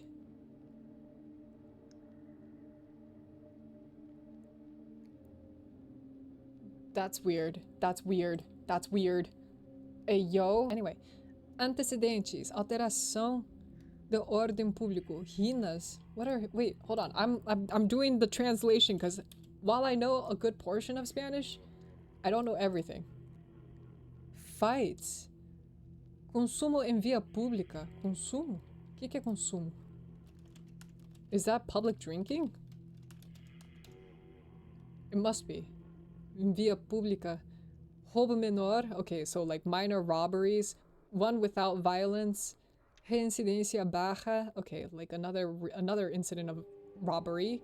Detenciones administradas. Liberado sin cargos formales. Interesting. Hold on. What does the rest of this say? Arquivo cerrado. Nombre asociado com J. Baltazar Zamaripa em registros internos. Se recomenda monetario cruzado. But it says he's dead. That's the big part, though. That's weird. Why? How are you dead? Come with me for a moment, please. Ray just smiles and resigned. Wait, where are you taking him? Don't worry, Kilo. I'll be fine.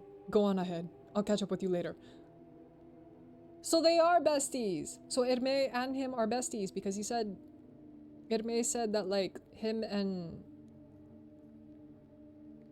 Are you a rock star? Anyway. The idea doesn't sit well with you, but you trust him, so you finally let go. The soldiers separated Ray from you for quite a while, so for now, Mary focused on getting you all some food, and you take the chance to go ask for the medical attention that you so badly needed.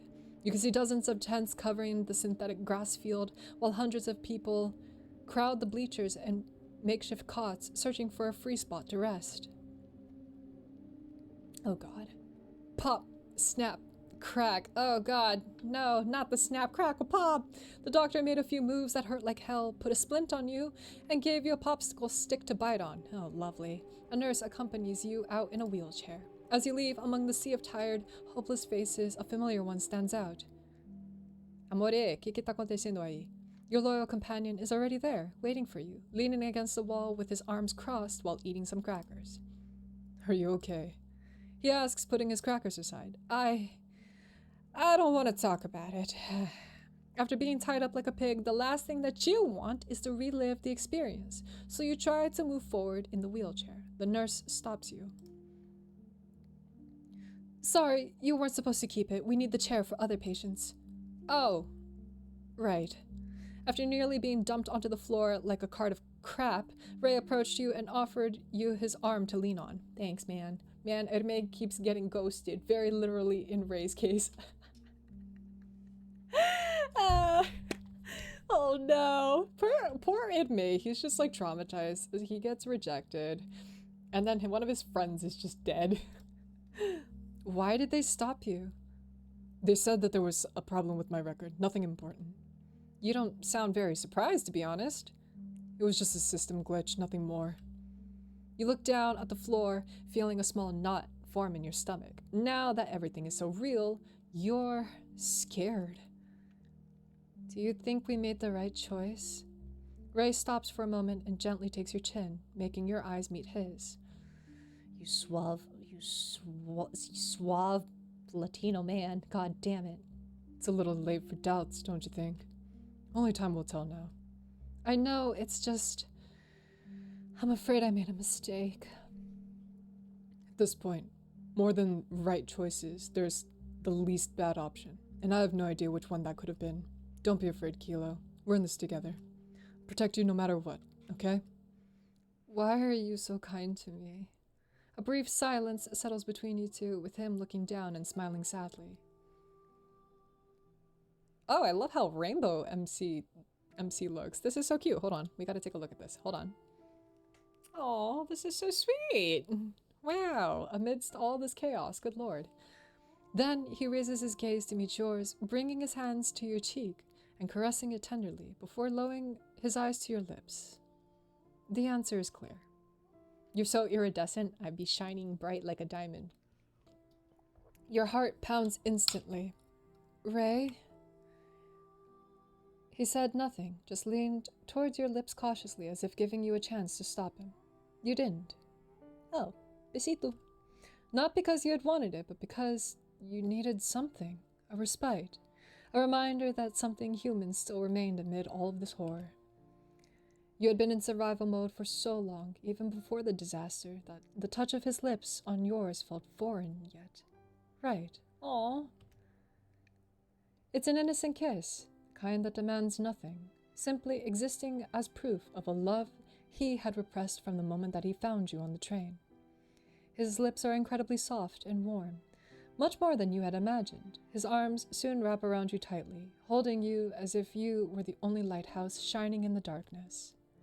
It was like a thirsty man denied water who now, after so long, reveled in the sweetness of oases. When he pulled away a few centimeters, your breath feels ragged, and Ray's eyes seem to glisten with tears. The tears that he was trying to hold back. He pulled away just enough to look at you, with a smile on his face, while your hands, unable to stay still, went to his face, catching one of the tears that ran down his cheek. Wait, ¿por qué tem lágrima? Why are you crying? ¿Por qué está llorando? Wait, why? Wait, Bruno, why are you crying? No! Sir, why are you crying? Why are you crying? I know I'm not the best at kissing, but I didn't think it was that bad. Am I crying?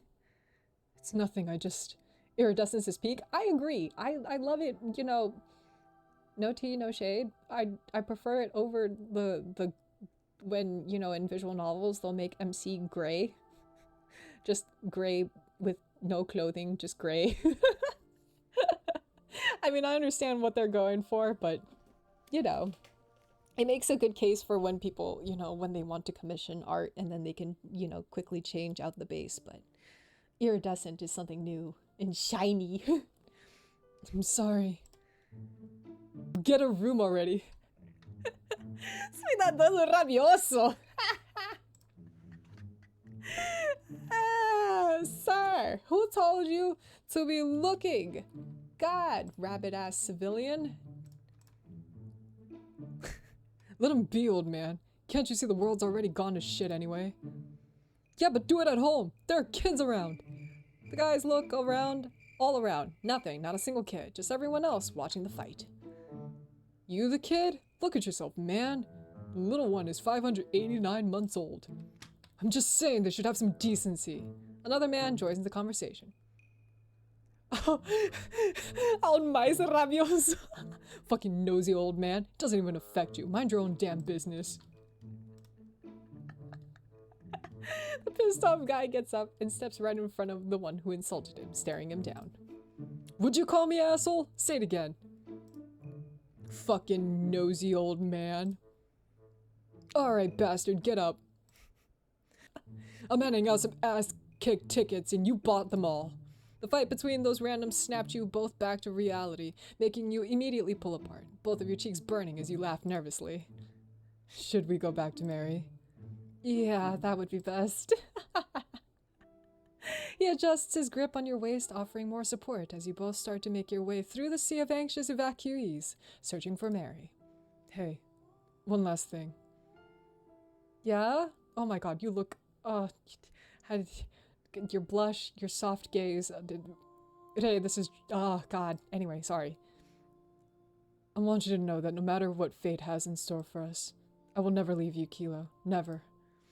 Those words unleashed a feeling of a million butterflies in your stomach, but you tried to hide it by giving him a light punch on the shoulder.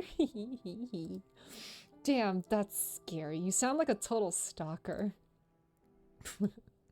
His only reply was a smile. Oh, no denial there, huh, buddy? Oh, Jesus! Oh god. Ah! Ah! Ah! Ah! Ah! Ray! What the fuck? What the fuck? What the fuck? Ah! Ah! Ray!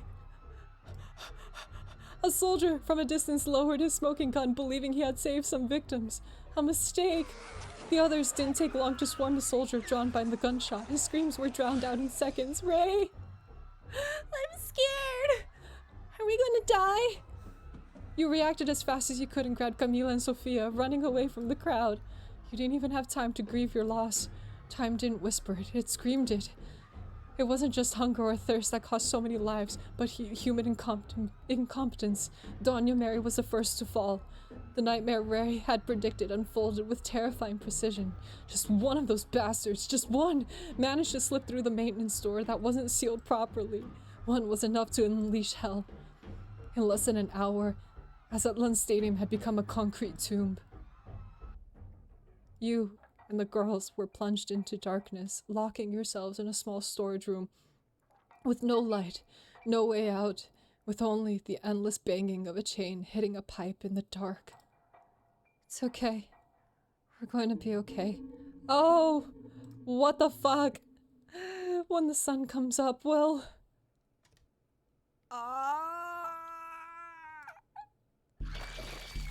Teeth sinks into your flesh.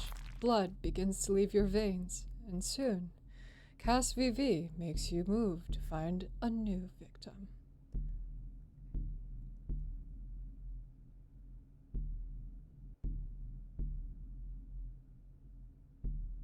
I think I need to talk to a therapist now. What the fuck? Oh God, help, help, help. I need an adult. I need an adult. Oh God. Oh, what the fuck? I'm not okay. Me neither. Me neither, Iki. Oh my God. Oh my God, I'm so... Oh my God, trauma. Oh, there was one. All right, heads. Heads. Is this all because I chose tails? Is this all because I chose... You're okay. You're okay. There's no bullet hole in your head. Oh my God, there's no bullet hole. Oh my God. Oh, you called heads, Ray called tails. Oh, heads. Ugh. Ha, okay, so I win either way, and somehow you're already dead. This is all the same. Oh God. Oh God, there's no happy ending in this, is there? I need eye bleach. I'm begging. I'm begging. I need eye bleach. Hold on. There we go. Thank you. Oh my God. Reggie! Reggie, why are you doing this to us, man? Oh my God. Oh my God. Oh. Wait, there's like spoilers and there's different... I didn't get everything. What? Anyway, sorry. Has everybody gotten enough eye bleach of looking at Ray in pink kitten pajama pants? There's another scene. How do I get him to stay? Hold on. Hold on. There's a way to get him to stay. How do I do this? Okay. Does this make a difference? I would be very surprised if the pajamas make a difference, but I'm gonna make you wear them. No one tells you how to live your life, death to gender roles. What am I supposed to wear? Didn't think you had such fragile masculinity, Raito. Falls into silence. Okay. Not gonna fit into this. Sleep shirtless then. Really, you're sneaky. Sorry, Doña Mary, don't mind me. You grab a towel in one hand and cane in the other, trying to push yourself up. Ray doesn't waste time coming over to pick you up in his arms. Whoa! I'll carry you. By this point, it was already a habit for Ray to carry you everywhere, so you cling to his shoulder and look away. Just because it was habitual didn't mean that it wasn't embarrassing. I have legs, you know.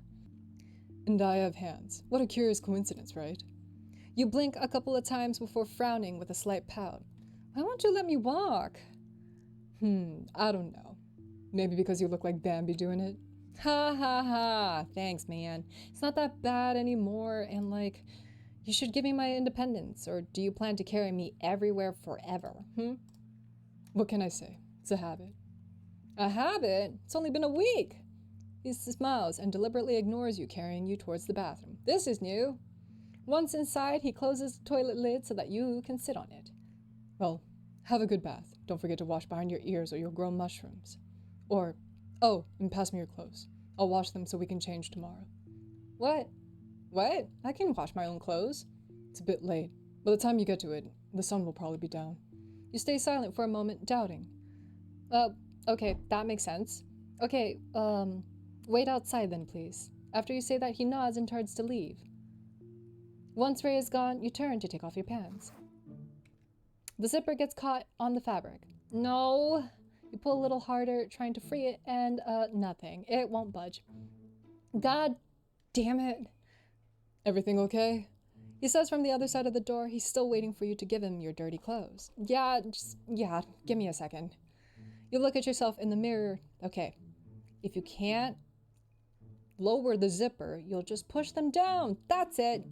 No luck. The fabric clings tightly to your hips, and every failed attempt makes it painfully clear the damn fabric has decided to become one with you forever.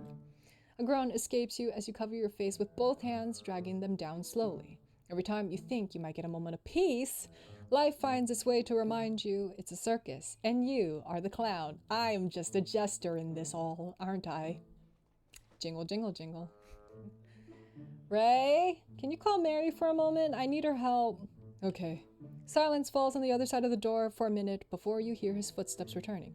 I don't think it's a good time, Kilo. Now that you pay attention, you swear you can hear sobbing, even from here. Oh no, why is Doña Mary crying? No.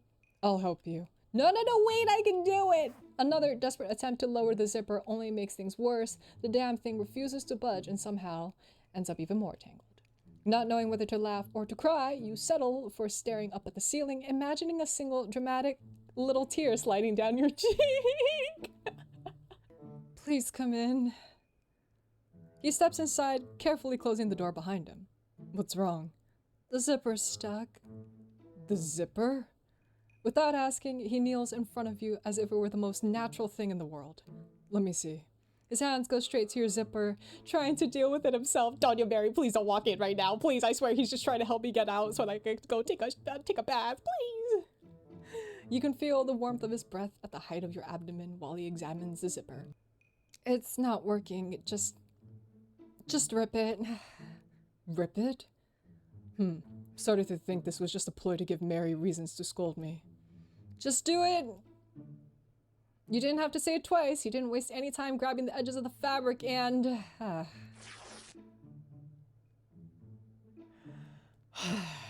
This is not gonna end well. This is not gonna end well. I already know it. You look down and yeah, your pants have been torn to shreds. But not just the pants, also part of your underwear too. Oh, buddy. Freedom! But at what cost? Panic sets in, you cover yourself immediately, grabbing the first thing at hand to attack the bastard Ray, a wet sponge. Oh, I'm sorry. He covers his eyes with his hand and tries to run out of the bathroom, only to crash disastrously into the sink and then against the door frame before getting out, slamming the door behind him. Despite the shame that you feel, there's nothing that you can do to erase the image from Ray's mind. You'll have to live with this for the rest of your life.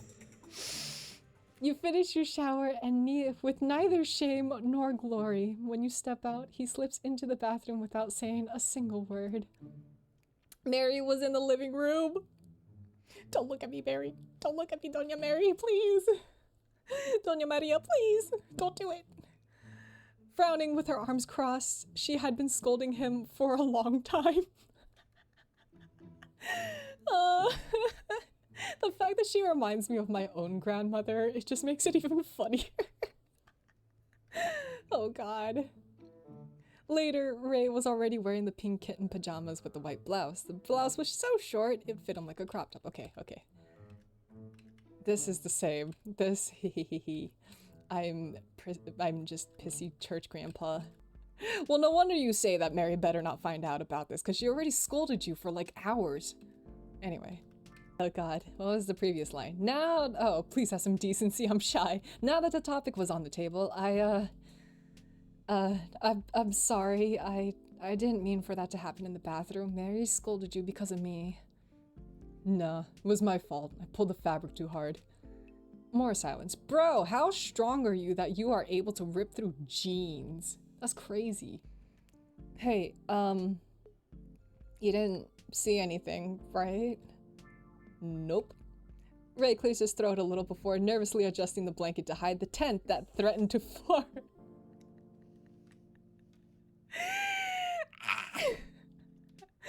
Ray, your face!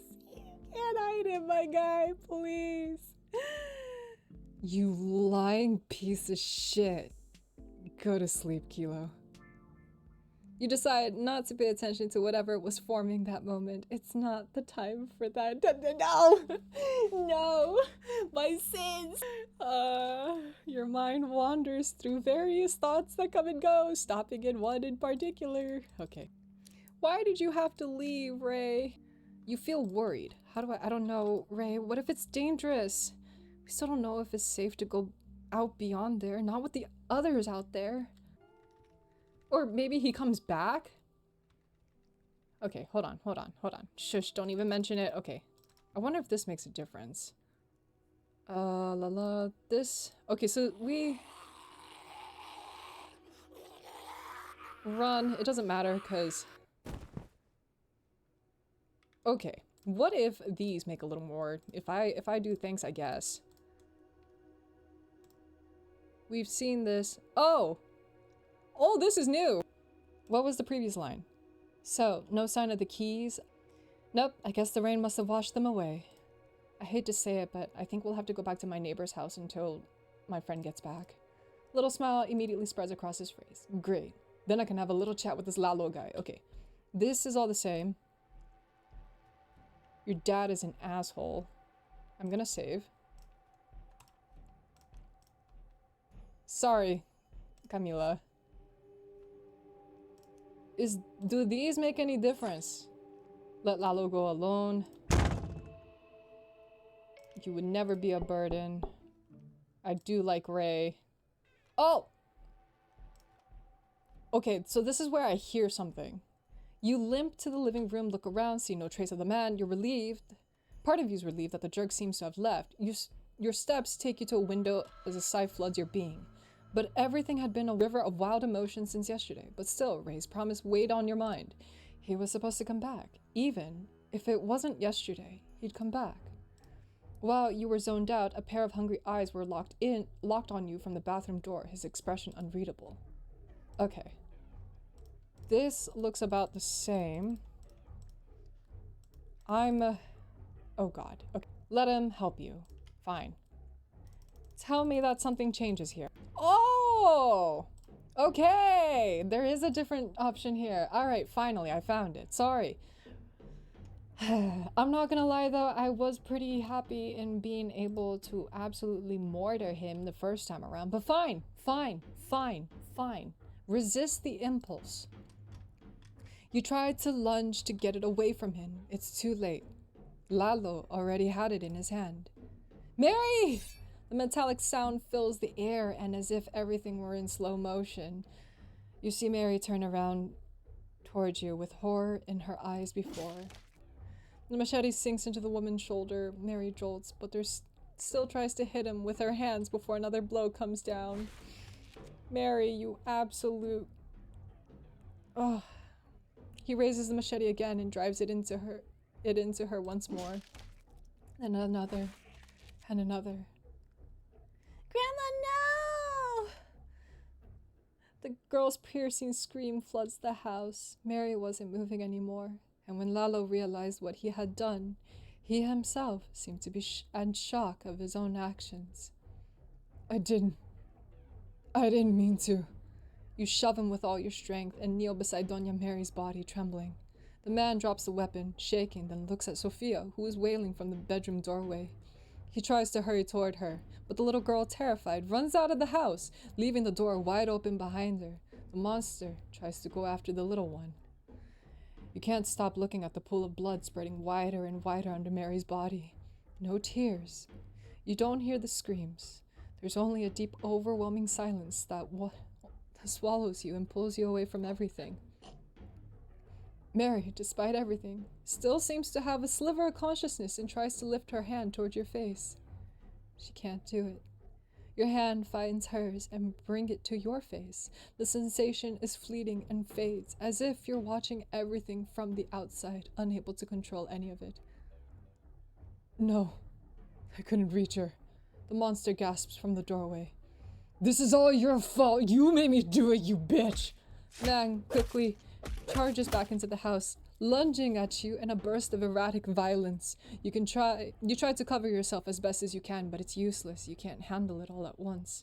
The sound of a motorcycle engine flooded the scene, and before you knew it, the door flew open and Ray burst into the living room. He saw Mary's body, and you with your clothes torn. He didn't need more. You motherfucker! Lalo barely had time to turn when the first punch split his eyebrow open. He fell to the floor with Ray pouncing on top of him. You think you're a man treating a woman like that, you filthy pig! Every punch was a dull thud against flesh, an echo of fear you couldn't put into words. Lalo tried to cover up, mumbling something through his teeth. Ray had no interest in listening. The dark-haired one stopped, breathing heavily. His knuckles are split and his face stained with drops he didn't know were sweat, tears, or Lalo's blood. A terrified Camila, along with Herme, come in through the door, staring at the scene in horror. My man, my man, my man! Gerbs, are you catching feelings? Me too, yep. My man, my man, my man. Grandma? Herme, right?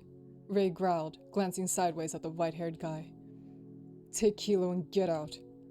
What? Get out! Herme responded instantly, taking your hand and leading you away.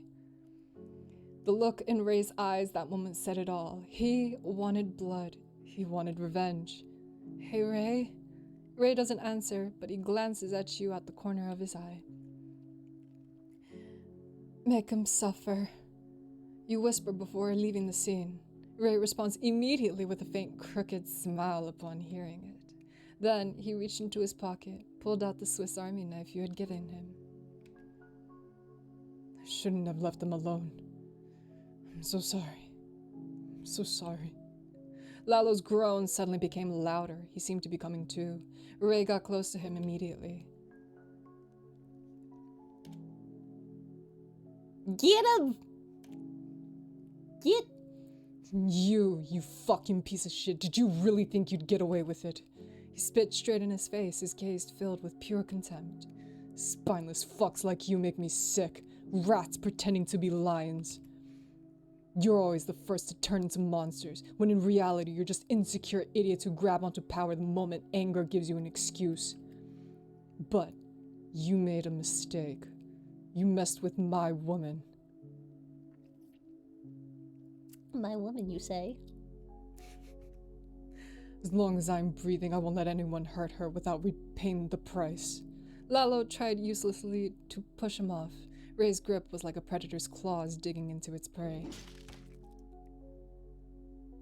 This is what happens for daring to touch what doesn't belong to you. Camila waits until you're leaning against your own front door and without a word walks over to one of your mom's flower pots. She quickly rolls it aside, takes the key from underneath and offers it to you. Your eyes widen in surprise. You take the small metal object and then look at her with doubt in your eyes. How did she know where it was? Seeming to read the doubt on your face, the girl avoids your gaze. Once inside, you don't waste time. You drag yourself up the stairs, enter your mom's room, and close the door behind you, sliding down until you're sitting on the floor. There, finally feeling safe, you look down at the bleeding bite on your ankle. Oh, we still get bit. Do I die? It's there. It's real. Fear instantly floods you and you hug your knees tightly, burying your face in them. You're gonna die. You're going to die. You're going to die.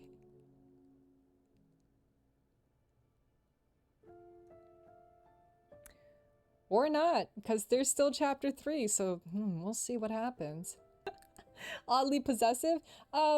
So hold on. Shout out to Cryptid Renchi. Go follow them. They have TikTok, itch.io, all of the above. Go give it rating because they came out with this game so fast. So fast. Like, I played the first chapter, I think 3 or 4 months ago, and for them to come out with this like 3 or 4 months after, that's crazy. So for now, with a new one for each chapter, so we'll just have to see where this goes. I think that was actually it for chapter 2. I was not aware if there was anything else per se. There is a chapter 1.5, but I cannot for the life of me actually click on it to download. Am I just a fool? My god, everybody is simping hard for Ray, but I can't blame them. And I'm happy to see that there's also comments in Portuguese. It makes me really happy to see.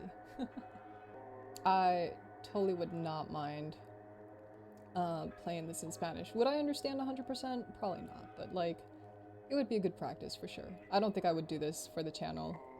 Unless I might probably... What I would probably do is just release it to my VOD channel and call it a day. But then the lines from Ray would hit. True, they certainly would, following a certain scene, right? Oh gosh. Alrighty.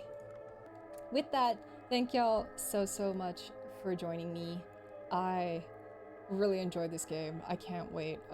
Hopefully in another quarter, I'm gonna release this VOD. I'm gonna release the original VOD and then this VOD like immediately to the VOD page because the world needs to see more of Ray, honestly.